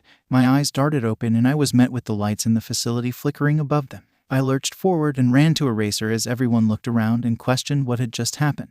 I feel something. I felt it. There's someone here. He immediately stiffened and switched into combat mode as I looked all around, trying to lay eyes on what I felt. Frustrated that my eyes weren't working as well as I wanted them to, I shut them and reached out once more. There. It was weird. I could feel the energy of a large group of people, but it was as if I was seeing them through some sort of haze. The area around them was fuzzy, and when I whipped around to see where I felt them, there was nothing. Eraser followed my gaze and looked down at me when he saw the same nothingness as I did. Even though they weren't there visually, I could still feel them, and from what I could tell, there were a lot of them, and they were angry. I opened my mouth to try to explain, but before I could even get a word out, a fluctuating ball of mist appeared above the water fountain in the center of the facility and quickly grew larger and larger. I don't know what that is, but I can feel over 50 people in there with an intense dark energy around them inside of it. I whispered to Eraser, who crouched into a fighting stance. He nodded and glanced at 13. Get the students out of here. I will deal with this. What? No, I argued. Your fighting style is not made to take out this many people head on.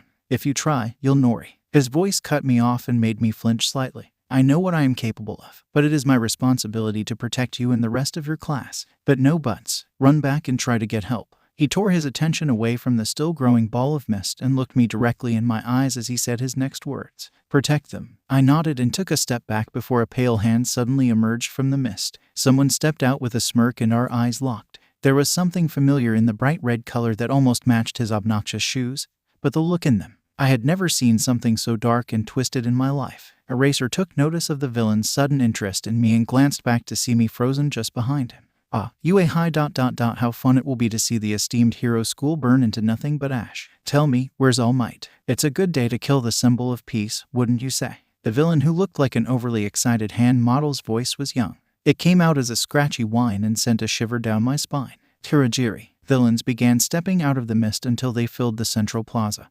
and the mist shrank into a tall human-sized blob with slitted golden eyes. Our intel stated that the number 1 hero was supposed to be here, but it seems as though we've been misinformed. What would you like to do, young Tamura?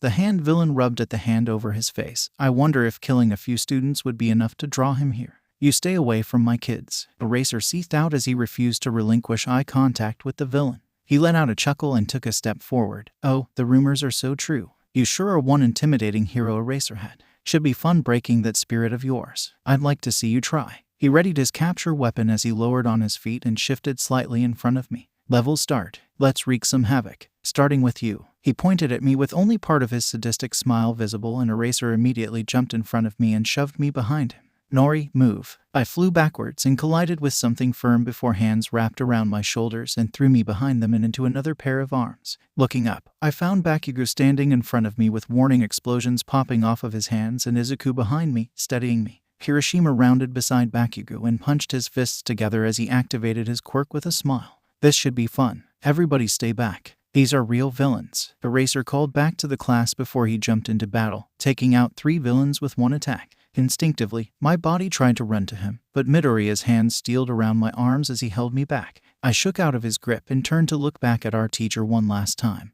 before muttering a curse and turning to face the rest of the students. You heard him. Everybody to the exit. Follow 13. The class took off but was quickly blocked by the looming purple mist that seemed to be everywhere. I understand it's terribly rude to show up uninvited, but we're the League of Villains. Have any of you seen the number 1 hero? I'd hate for us to have come all the way here to not even be able to fulfill our main objective. Like we'd ever tell you. Ashido's voice yelled out, and the girl was yanked back by Kirishima as he pushed her behind him with a shake of his head. Such a pity. Well, nevertheless I cannot allow you to escape and call for help. Everybody stand back. 13 call out as they moved in front of the class and let of their quirk. It seemed as though it was working, but then suddenly it backfired and 13, along with Mina, Zero, and Kaminari were all attacked by their quirk black hole. The pro immediately turned off their quick, but the damage had been done. All 4 of them had been injured. 13 had gotten the brunt of it, but luckily none of the students' injuries looked too serious. But even so, if they didn't get medical help soon it would be bad. Before anyone else could do anything, the purple mist descended on the rest of the class, sending everyone into a panic. Midoriya lost his grip on me and I could feel the boy trying to reach back out, but everything went black before he could. Through the chaos, I did feel another warm hand grab my wrist and hold on for dear life before we fell through the portal and landed hard on concrete. The breath was knocked out of me as my back slammed down and the ground below me crumbled, sending me slamming into the floor below with debris raining down on me. The hand that held me was gone and I heaved for breath as my body strained. Tears welled in my eyes from the pain, but I quickly shook them away before I saw a head poke out to look down at me from the hole in the ceiling. Those familiar crimson eyes were so full of fear before they saw that I was okay and immediately relaxed. Spons, what are you doing down there? Oh, I hate him so much. I coughed through the dust still floating around me and sat up with a wince. Oh, you know, just chilling. Well, get your sorry ass up and come help us. I got to my feet and grasped his hand that reached down to pull me up. 𝗵𝘃𝗑 hauled me up and sat me on the edge of the hole, turning his attention to Kirishima, who was looking out over the edge of the roof we were on. Walking over to him, I also took a look around and reached out with my quirk. There's about 12 villains scattered throughout this zone in groups of 2 to 4. Kirishima hummed as he continued to look out. That guy's quirk must have something to do with portals. He managed to split everyone up and send us to the different disaster zones so we couldn't all work together to fight and could be easily picked off. I'm not going to be bested by a few low-level villain lackeys. Couldn't have said it better myself. Guys, sh. I snapped as I knelt down and held my hand to the ground. A group of 3 are close. I looked all around me and thrust my hand out. There. Almost as if on cue, the 3 villains exited the door to the roof and froze as they saw us. Well, I'm not usually one for beating up kids, but I can make an exception. One guy smirked as he crackled his knuckles while another sighed as if he was bored, and the last licked his lips hungrily as he looked me up and down. A shiver ran up my spine and the 2 boys stood in front of me, blocking the guy's sight. I'm proud to say I don't have any qualms beating up assholes. Kirishima readied his quirk and 𝗵𝘃𝗑 let out a deep chuckle as he lowered his stance. Without warning, the boy shot forward and blew off an explosion that sent the 3 villains in different directions. The cocky one stumbled to me with a cough and I immediately sniped him with a powerful punch that had him sprawling to the concrete. The bored one ended up with Kiri, and 1 minute he was on the roof and the next he was falling to the ground. The boy turned to me with a shrug. He'll be fine. 𝗵𝘃𝗑 took the prick who had looked at me like I was a meal, and honestly, it wasn't even fair. 2 seconds and the guy was knocked out on the ground. The blonde huffed and bit out an insult that sounded an awful lot like he called him a disgusting prick. before he turned to the two of us. "We've got to get back. There's no telling where all of our classmates are, and there's still the 3 injured at the entrance with 13. Both boys nodded in agreement, and the 3 of us took off towards the facility entrance. We raced through the different terrains. I would point out any enemies around, and the other 2 would take them out and catch up with me, who never stopped until we reached where 𝐸𝐸, 𝐸, and 𝐸 were tending to our other classmate. "What's going on? Where is everybody else?" I asked as I knelt down to assess their injuries. He had managed to escape the mist villain and is on his way to get help. These 4 seem to be stable for now, but I'm not sure how much longer they can hold out. I'm trying to perform all of the medical training I know, but it's not enough, and I don't know where anyone else is. 𝐸𝐸's voice shook slightly, but her overview was enough to go on. 𝐸 was helping her as they wrapped 13's bleeding arm and turned to face me. 𝐷𝐸 was with 𝐸 and we were almost killed, but escaped, and then he ran off somewhere and I couldn't stop him, and Mr. Aizawa is hurt and I am sorry. Hey, don't apologize. You guys are doing great. Keep on doing what you're doing. If anyone else comes over here, have them help you and wait for the heroes. I'll go try to find 𝐷𝐸." Both girls nodded as 𝐸 dug his face into 𝐸 as he sobbed. "And 𝐸, keep your hands off of them, or so help me, I will feed you to 𝐵𝑃𝑃𝑃." I shot a warning glare at the grape and he all just juiced himself as he cowered under my stare. "All right, I'll be back." I tried to turn but was caught by the arm and yanked back. "Hey, you can't just go off on your own spots. You're going to get yourself killed."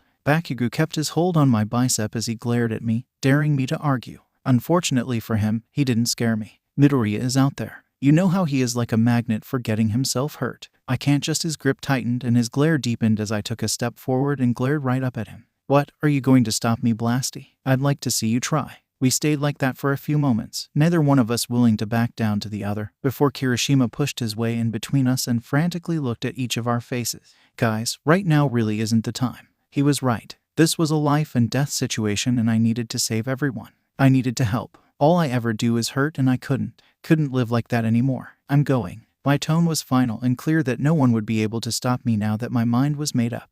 𝐵𝑃𝑃𝑃 seemed to have an entire mental battle over the span of like 2 seconds before he groaned and stomped forward, dragging me along by my arm. "Fine, but you're not going alone. Shitty hair. Let's go." "Hell yeah." 𝐲𝐸 didn't even know what was happening. One moment, he's protecting and yelling at his class to escape, and the next he was beating down villains left and right. At some point he had glanced over to see 13 having their quirk used against them and 3 students, before the rest of the class was whisked away by that mist villain.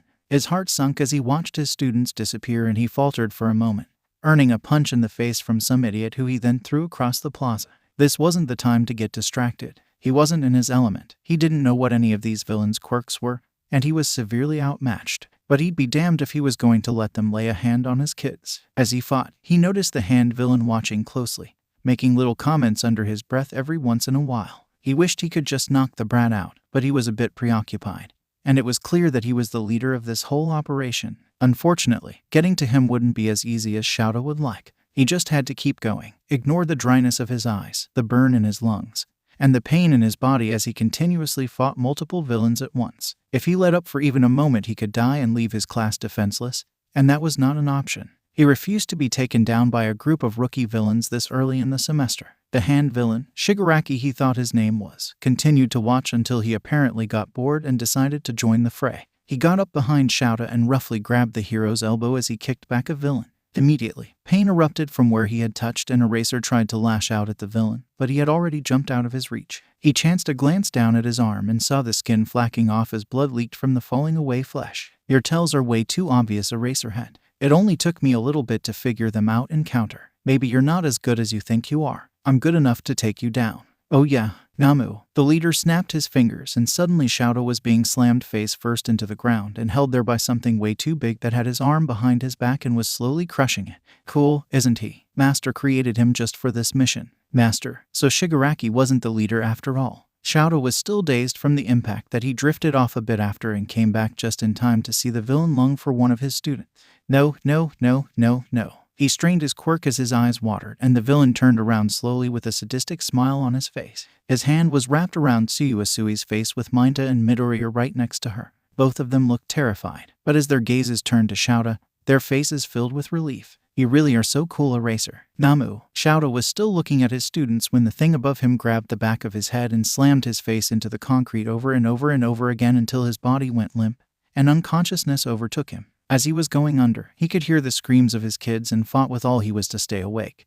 But the darkness quickly won out. He could vaguely hear what was going on around him. He knew that the monster thing was still on top of him until it wasn't, and he was able to open his eyes just enough to see All Might standing in the facility. He quickly looked around and saw that his students weren't there anymore, but whether or not that was a good thing, he didn't know. Unfortunately, he wasn't able to debate in his head as he was dragged under once more. He felt overly large hands pick him up and drop him off somewhere softly, and then a voice yelling out, "Ieyasu, get him out of here now." Several sets of smaller hands picked up and started making their way to wherever they were taking him, and all he could do was pray as he fell back into nothingness. It was a nightmare scenario. Eraser was dying. 13 and 3 other students were injured. The rest of the class was huddled at the entrance taking care of the injured and slowly leaving the facility. All Might had shown up, but was quickly matched by that grotesque bird monster thing, and the two of them were currently being dragged through a portal that was slowly closing. Bakugo, Kirishima, and I were hiding behind a piece of rubble, but I couldn't just stand there anymore. We had to do something, or the symbol of peace was going to die. I stood up, earning protests from both of the boys, before I felt another energy behind me. I turned and the two of us shared a nod. Todoroki. He understood exactly what I was saying and shot a trial of ice right over to the portal, freezing the Namu, and Bakugo raced forward and took down the mist villain with some very well-placed explosion.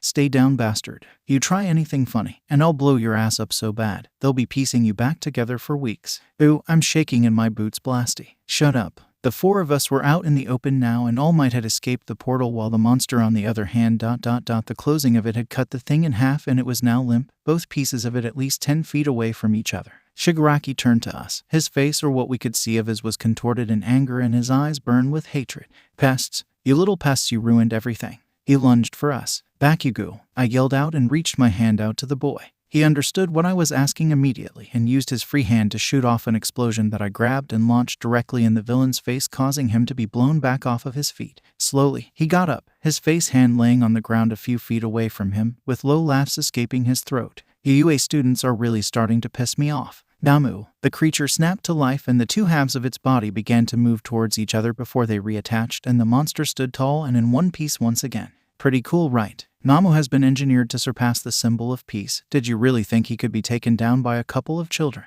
He snapped his fingers and the creature rushed forward. Time seemed to slow as it approached, its dead eyes looking right at me as it got closer and closer. I heard people screaming out my name, but I couldn't do anything. I just stood there, completely frozen. Maybe it was for the best. If I died today, then I couldn't hurt anyone anymore. I wouldn't have to come home and see my father look at me like I was a monster. I wouldn't have to live in fear and grief anymore. I wouldn't have to lay awake at night with tears streaming down my face and the same question running through my mind over and over. Why? Why me? Why was I born this way? Why was fate so cruel as to curse me with this power that only hurts? But then a soft voice rung in my mind. "I trust you, Uraraka." I had healed Uraraka. I had helped her, and I had saved Midoriya from that explosion, so I couldn't be all bad, right? All I wanted to do was help people. That had to count for something. I was pulled from my thoughts as my feet suddenly slipped from underneath me and I was sliding under and away from the punch that thing had obviously planned to hit me with. My back hit something hard and cold and I looked down to find myself sliding away on ice. Todoroki. My head shot up to find him and Kirishima looking at me and Bakugo seething while still pinning Kurogiri down. "You idiot. Why didn't you move?" The monster immediately changed direction and was heading straight for Bakugo, who had tried to move away, but just wasn't fast enough. The hit landed and dust flew up from everywhere, leaving the rest of us having to wait to see what happened to our classmate. A loud grunt drew my attention to the side, and I saw the boy getting to his feet staring down at himself. "Bakugo, how are you still alive?" He looked up and pointed a hand to where the dust was still clearing. When it finally did, there stood All Might with his arms up and red from the hit he took. "You monster ... You would aim a full-powered hit like that at an innocent child." All Might bit out as a stream of blood began to fall from the corner of his mouth. He was holding my comrade captive, plus I'd hardly say these kids are innocent. That one set off an explosion right in my face. What if it had killed me? He pointed at me, and my eyes fell to the ground in guilt. What if I had killed him? It would have just been another person that I hurt. When does the cycle end? When can I oi? A rough smack to the back of my head drew me out of my thoughts as I turned to see Bakugo glaring down at me. "Stop thinking whatever you're thinking and keep your head in the game." "Right, sorry, and what did I say about apologizing?" "UGHHH. The hand villain now had his face hand back and yelled out from where he was standing next to the mist villain. "I'm getting bored. Namu, kill him." The monster rushed at All Might as the hero did the same and the two began exchanging blows. They matched each other hit for hit, but All Might seemed to be the only one taking any physical damage. All Might. I whipped my head around at the new voice and found Midoriya standing there with a broken arm and looking like a wet rat. Midoriya, when did you get here? I was with the others but came here to help. Not looking like that you didn't. You children are starting to irritate me. Our conversation was interrupted by Shigaraki's whiny voice. My head turned to him, and I scowled. He returned my look, and I could see the corner of his mouth turn upwards into a smirk. Kurogiri, he called out, and suddenly I was falling through the ground and popping right back out with my back hitting the concrete as my breath got knocked out of me. You in particular are very annoying. He stepped on my chest with his foot and pushed whatever air I had gained right back out. I grabbed his ankle and threw him off of me before getting to my feet. I glared at the mist villain and tried to run forward, but then I was falling once again. It was longer this time. I caught glimpses in between portals, and I could see that I seemed to just be falling through a looped portal or something and gaining momentum the longer I fell. The wind had started to burn my face as I continued to fall, and then all of a sudden, I was being spat out right in front of a wall and slammed face first into it hard. I crumbled to the ground and groaned, rolling onto my back. Bastard, I bit out before I was falling and being dropped out right at Shigaraki's feet again. I rolled until his foot stopped me and he gazed down.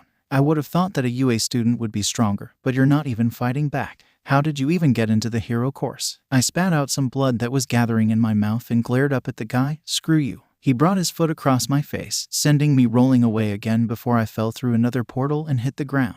Can we stop with the portals? You bastards. Explosions almost as loud as their owner began approaching, and I saw Bakugo fly above me and slip right into a portal before he was spat out right above me. Our eyes met as he fell, and immediately his explosion stopped. He tried to brace himself for the impact, but it did nothing. Our bodies collided and rolled. His arms holding my back and mine braced on his chest until we stopped and collapsed next to each other in groans. Dick, I coughed. Idiot. He bit out as we tried to collect ourselves from the shock and pain. Kaken, Kosuke, shut up Deku. Bakugo grumbled as he pushed himself to his knees. He looked over at me still lying there trying to catch my breath. You okay? I gave him a side-eyed glare before pushing myself up. Shut up. A loud hit and the sound of glass shattering drew our attention to where All Might stood with his fist raised. He had won. Shigaraki ceased and started mumbling to himself as he seemed to get more and more unstable. Not fair, ... not fair, ... not fair, not fair, not fair, not fair, not fair, not fair. You've lost, villains. He suddenly ran at the hero,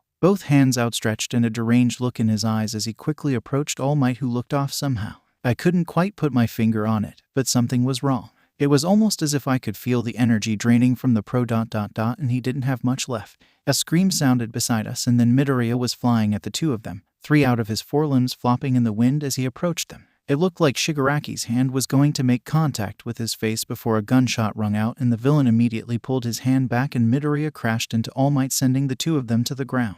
More gunshots fired off and Shigaraki screamed as he got hit all over. I turned to see the snipe, along with the rest of the teachers who had finally arrived. The villain collapsed to the ground and writhed there in pain, before the mist villain hovered over him. This will not be the last you see of us heroes. Until next time. And then he and Shigaraki were gone. With the villains gone and the immediate threat eliminated, I fell back to the ground with a groan and Bakugo lurched forward as he leaned over me with concerned eyes. Are you okay? What's wrong? Why did you pipe down Blasty? I held my head as I squeezed my eyes shut. When you slammed into me, our heads collided and gave me a headache. He fell back onto his butt and let out a breath before he laid down next to me. We didn't say anything, just laid there breathing heavily and looking out at the dome ceiling above us. I'm not sure how long we stayed there, but eventually paramedics came to get us with stretchers and took us to the infirmary. I ended up dozing off somewhere in there, and at one point I could have sworn I heard Bakugo threatening one of the EMTs to not let me out of his sight. But I chalked that up to me probably having a concussion and faded back into unconsciousness. Katsuki's head was killing him. Just like the last time, he was one of the least wounded students. The biggest issue was a minor concussion that he shared with you and slight strain with his wrists. At the moment he had some athletic tape supporting his forearms while he healed and his head was wrapped with bandages, but that was pretty much the extent of his injuries. The nerd had 2 broken legs and a broken arm along with some other bumps and bruises, but he'll be fine. If he wasn't such an idiot, he wouldn't be hurt in the first place, but that wasn't Katsuki's business. Who he was really worried about was you ... Well, you and Aizawa. Your teacher had taken quite the beating. From what he could squeeze out of the nurses, he had a severe concussion, a half-crushed face, one arm that was practically dust at this point, and the other had apparently been partially disintegrated. Yeah, ... He didn't know what all that was about, but it sounded pretty bad. Katsuki had never been one to worry about people. If they were strong enough, then they could take care of themselves. It wasn't his job to pick up their slack. But he couldn't help how his heart dropped when he caught sight of his teacher looking like death warmed over. The same could be said when he saw you. He didn't know why, but every time that hand freak touched you, his anger spiked and eventually boiled over. That was when he tried to blow the bastard to kingdom come. Obviously, that hadn't worked out how he wanted it to. That portal guy was a huge pain in the ass, and Katsuki smirked at the memory of finally outsmarting and pinning him down. Then when he was falling through the portal towards you, he panicked. He knew that he wouldn't be able to do anything to soften the impact or redirect his landing with how close from the ground he exited the portal. All he could do was brace himself and hope for the best. All things considered, it could have been a lot worse, but giving each other concussions definitely wouldn't make his top 10 fight resolution. He was worried that he had hurt you, but you were just being an idiot. Then All Might won, and the villains left, and Katsuki let himself collapse. The EMTs took the two of you after you had passed out, and he wasn't sure why, but them taking you away really pissed him off. What if they weren't good enough and you didn't get better? He tried to argue this point but was shushed by multiple paramedics and whisked away to the UA infirmary. Now here he was, the first awake again, worried and bored out of his mind. Recovery Girl had paid him a visit to heal up any lingering injuries and cleared him to go. The school had called his folks and the idiots were apparently on their way. They would probably smother him when they got here, and for that, Katsuki was dreading their arrival, so he decided to busy himself by wandering. It just so happened that he ended up on the other side of your curtain. Before he could push it back, Recovery Girl peeked her head out and gestured for Katsuki to come inside. He did as told and made his way to one of the chairs in the room. His gaze fell on you. You were still out, probably exhausted from being healed again.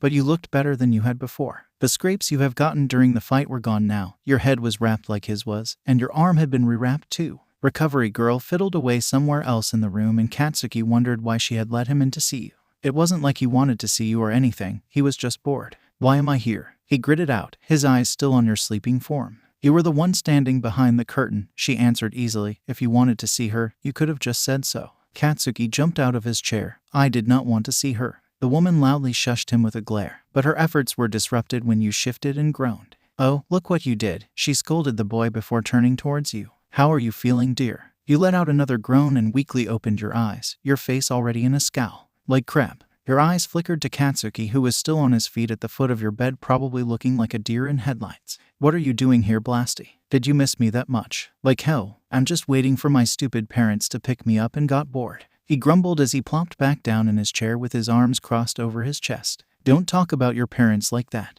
You scolded. Of course, he let out a sigh. The very first thing you did when you woke up was tease and scold him. Typical. Ugh, he hated you so much. You're not my mother. You're damn right I'm not. And you better be glad, because if I ever caught you talking about me like that, I'd whoop your Recovery Girl cut you off by shining a flashlight in both of your eyes and checking you all over for injuries. You squirmed under her touch and let out a whine. Oh, stop that. She lightly hit you on the shoulder. You're not going to hurt me, so calm down and let me do my job. You complied with a loud breath and waited for her to be finished with her checkup. Once she was done, she hopped down from the bed and went to do something else that Katsuki wasn't paying attention to. Are you are you like, feeling okay or whatever? He couldn't meet your eyes when he said it, but he thought that it'd be rude to not ask, considering that this was the second time that you had gotten injured because of him. You stared at him for a solid minute before you stifled a laugh and cleared your throat to try to cover it up, earning a glare from Katsuki. A sly smile curved on your lips, and you put a hand on your chest as you looked at him. Oh, Blasty, I didn't know you cared. What did I tell you about that stupid nickname? Bakugo, Recovery Girl chided, and the boy sunk in his seat once again. Honestly, you'd think you would be more respectful in an infirmary. He grumbled under his breath at being yelled at and looked at the ground for a while. But when he looked back up at you, he found you smiling at him, and he couldn't explain the way his heart jumped when your eyes met. I'm okay, Bakugo, really. Thanks for checking on me. It's not like I wanted to or anything. Like I told you, I just got bored, he grumbled out before leaning back, his arms still crossed, and trying to eliminate the blush he felt growing on his face. Don't make it weird. You watched his outburst and snickered at the boy's embarrassment. He probably hadn't ever had a friend to be worried about before, and so all of this was new for him. It wasn't like you had either, but that was beside the point. Sure, Katsuki, whatever you say. Don't call me that. Oh my god, make up your mind. I thought my life couldn't get much weirder at this point. That was, of course, before a walking mummy stood in front of our classroom and began to teach. Classes were back, and so was everyone else, including Eraser, or as Kaminari likes to call him, Mommy. Yeah, honestly, I don't know how he's not dead, but he got away with calling Mr. Aizawa that like 3 times before anything bad happened. So, as of now, we are all forbidden from calling Eraser Mommy. This, of course, also came with the rule that we couldn't call him Daddy either, as Kaminari tried that too. That one earned him a week's detention and a 3-page essay on respect and manners. Poor boy. I didn't know if he even knew what those words meant, but that's what you get when you piss Aizawa off. After the attack, the school took an extended weekend and we all spent 2 extra days at home for recuperation purposes. All of the students involved were told to rest and heal. The racer made extra sure that I stayed home, and so the break was extra boring for me. With Dad not ever being home, I just found myself surrounded by quiet. It was nice for a second, but then my thoughts started wading in, and it wasn't long until I was completely submerged and drowning.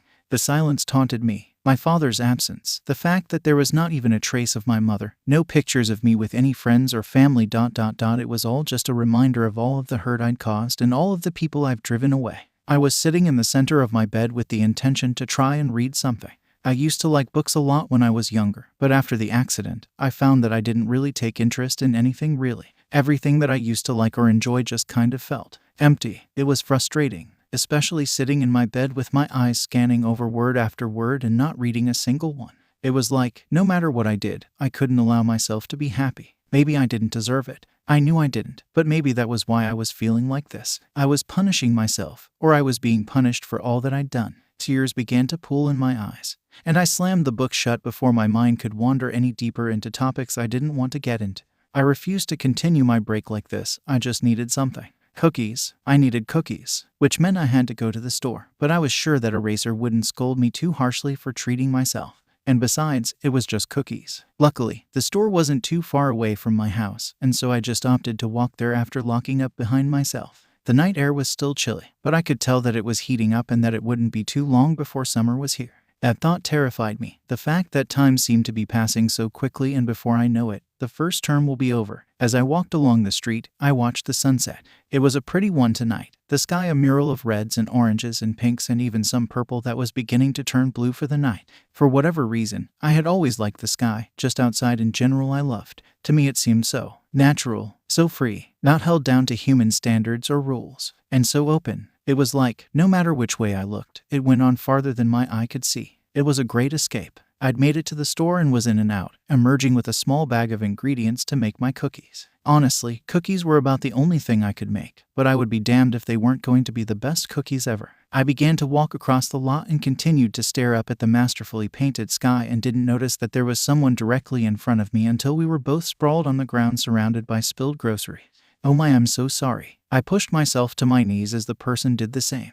It was a blonde woman. She was beautiful in a strong way, a way that I had only seen in a few women in my life. I wasn't. I should have. I'm so sorry. The woman lightly put her hand on my shoulder. It's okay, dear. No harm done. See. I met her eyes and watched as she gestured to her unharmed body. These things happen. There's no need to get so upset. Yeah, I'm sorry. All right. I don't want you to apologize for another thing tonight. Understand? It was an honest mistake. Not the end of the world. She began to gather her groceries from the ground, and I immediately jumped in to help. Both of us stood up, our arms completely filled, and she gave me a lopsided smile. Guess, we're going to need some more bags? Huh, I'll go ask someone for some. Don't go anywhere, she ordered before she disappeared inside the store, only to re-emerge with her groceries in a proper bag. When she got to me, she held out another open bag and I carefully placed what was in my arms inside. Perfect. Now, hopefully, I won't have to worry about faulty bags. This place has a reputation for that. Oh, does it? Yeah, she sighed. I spill my groceries at least twice a month and it was starting to get very annoying. But luckily you came and spiced things up.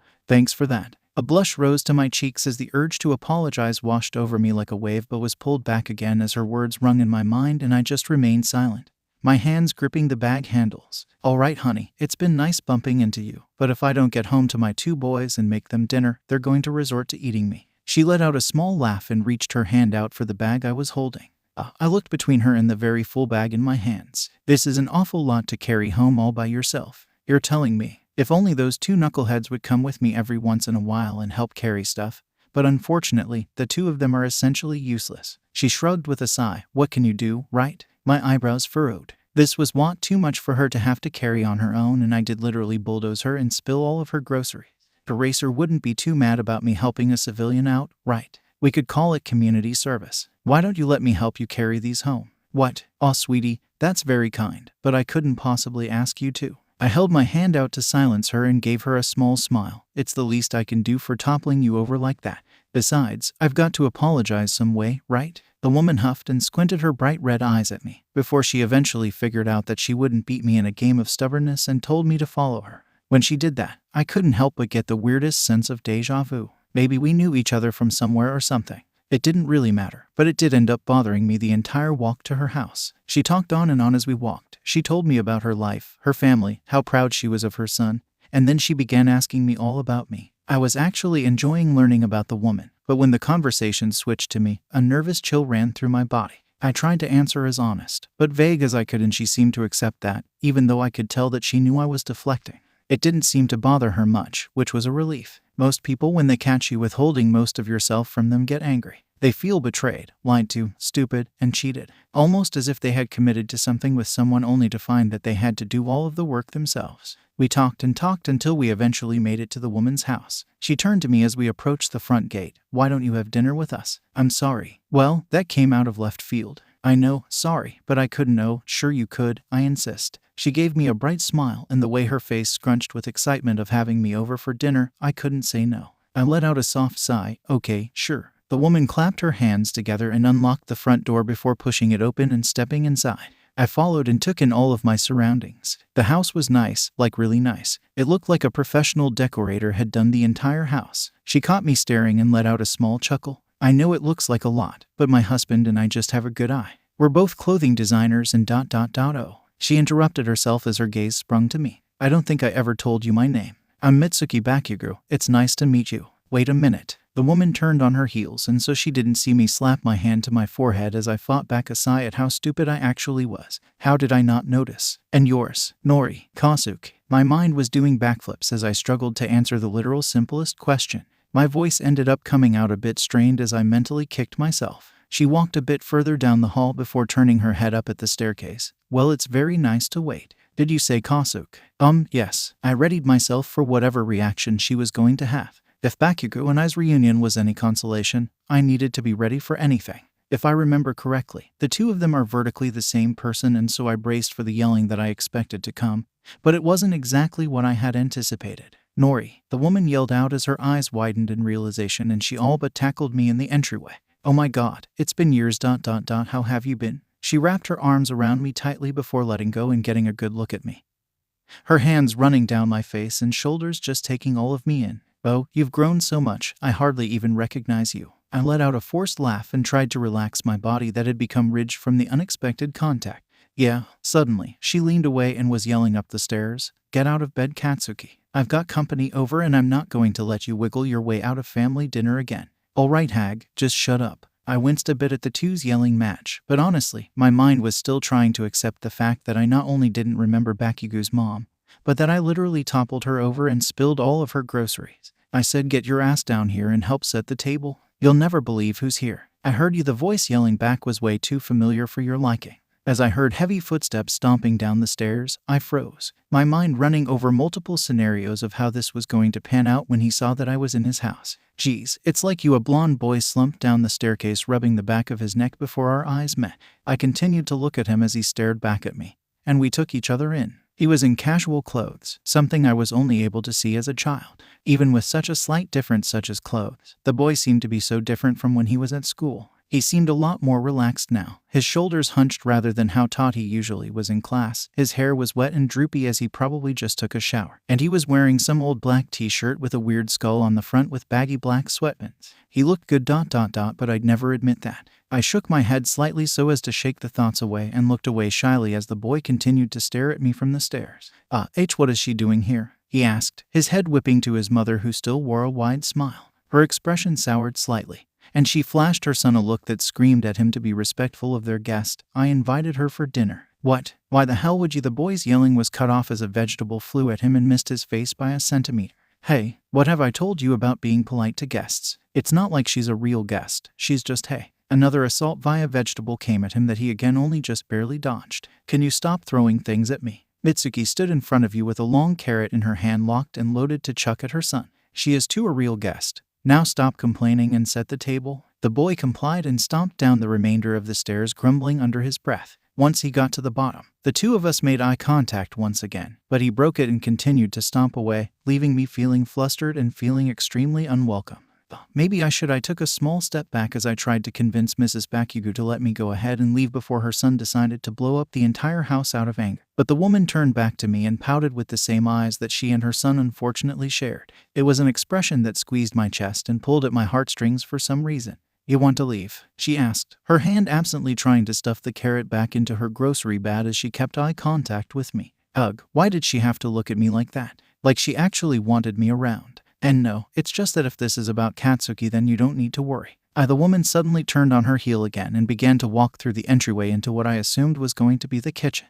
He just didn't seem too happy with me being here, and I don't want to overstep or any. Mitsuki looked over her shoulder and I noticed that her expression was no longer a pouting one, but one that held a knowing gleam in her eyes and a familiar smirk. "Oh, I wouldn't worry, dear. That's just how Katsuki is. Now come, I'm sure that once he gets home, Masaru will be so happy to see you again." She dragged me into the kitchen and started preparing dinner as I saw Bakugo setting the table out of the corner of my eye. I asked her what we were having and insisted that she allow me to at least help with the cooking. She fought me hard, just repeated over and over how I was a guest. And she was just so happy to see me that all she wanted was to hear about my life, but I got her to agree to at least let me chop some vegetables as we caught up. I sat at the bar with a knife and cutting board as the woman began to give me some vegetables she needed cut up. "All right, dear, so tell me about what's been going on. Start with after you left." As she started prepping, I took a look around. The layout of the house was very different from my own house. On the inside it was big and open. Not too many walls separating everything, it just felt inclusive in a way, I guess. The kitchen was to the left when you entered the main area, and then in the back left corner was the dining room, where Bakugo was still fiddling with the table, and to the right was the living room, where I assumed the boys spent a lot of their time if they were like my father.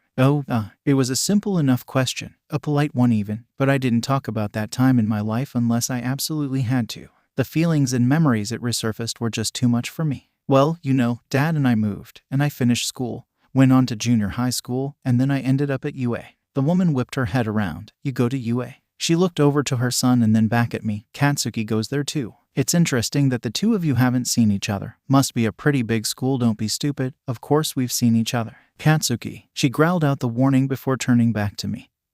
Her eyes soft once again. "Wait, so you've seen each other around school?" Bakugo scoffed loudly behind me and Mitsuki's attitude immediately switched back to her mom mode.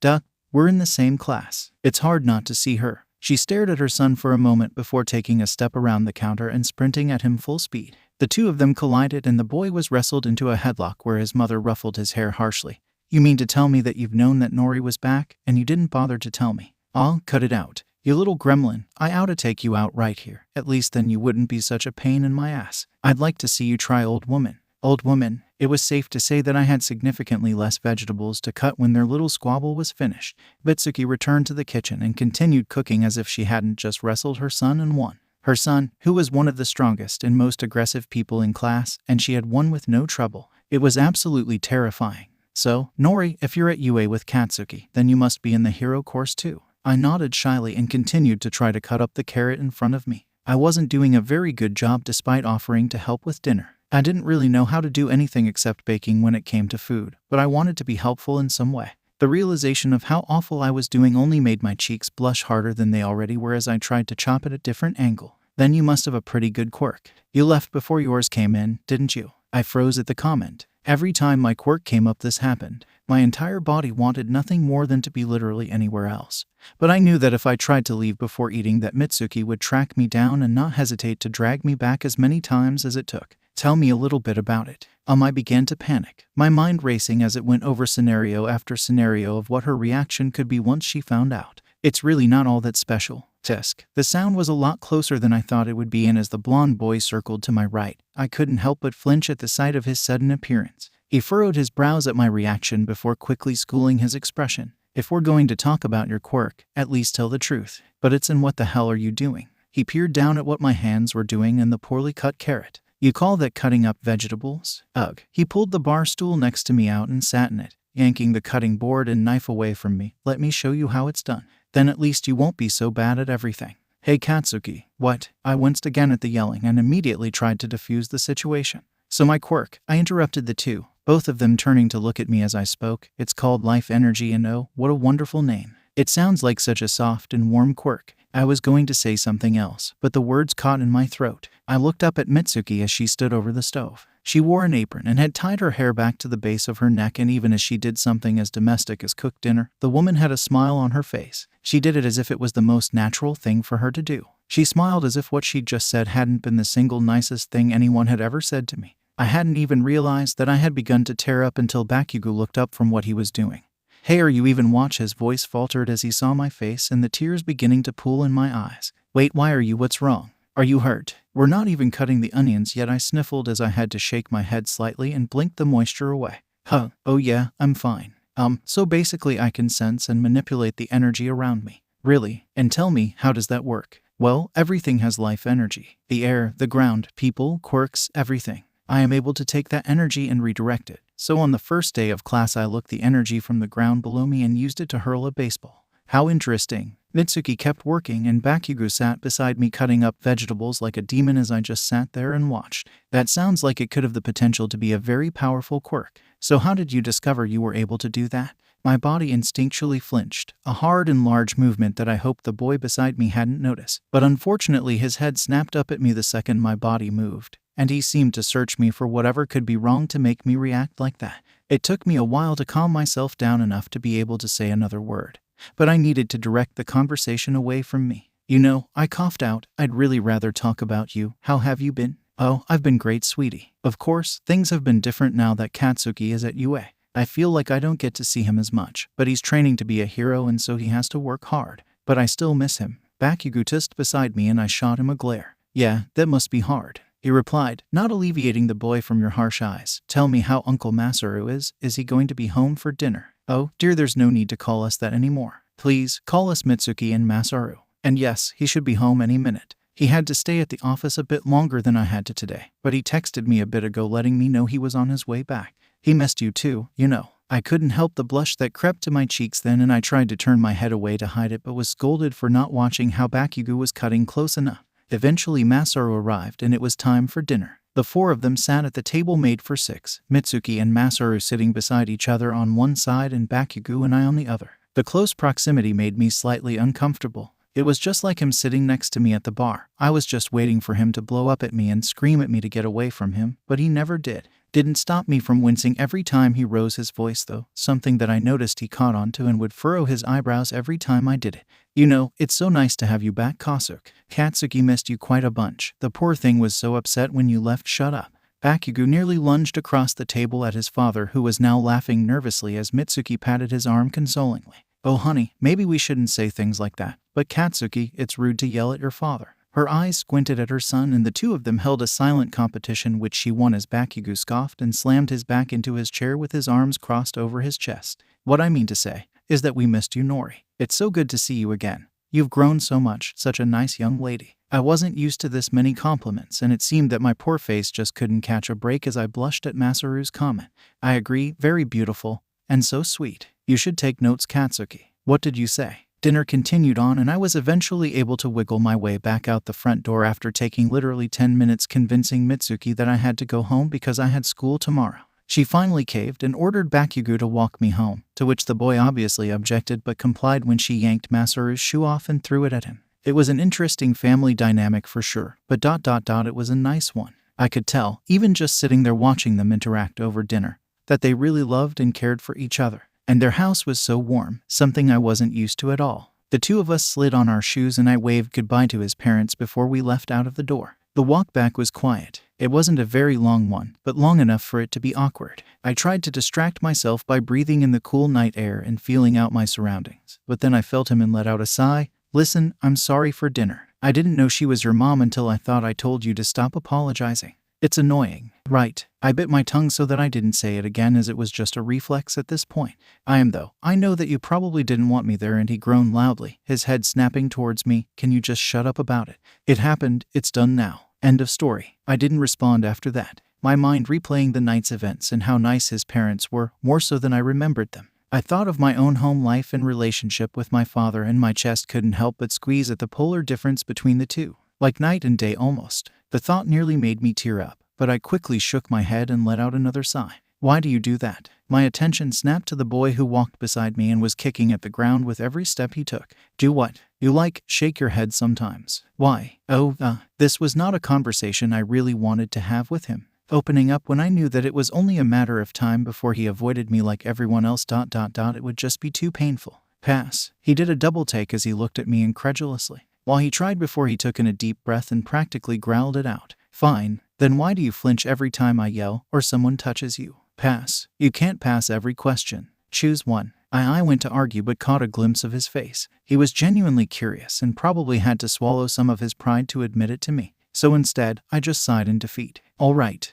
Sometimes things from my past resurface in my mind, and in order to shake the memories away, I end up physically shaking my head. I've done it for as long as I can remember, so I don't really notice when it happens. Sorry if it annoys you. I mean, I'm not sorry at all. It's just something I do. NK, so what memories? I let out a scoff and side-eyed the boy. Not tonight. Why not? Don't think I'm good enough to talk to or something. He grumbled beside me, and I had to take a second to take in what he had said. Was that ... was that his way of telling me he wanted me to talk to him? But he hadn't seemed interested in the slightest, so why now? Tell you what, Blasty, I'll answer one of your questions if you answer one of mine.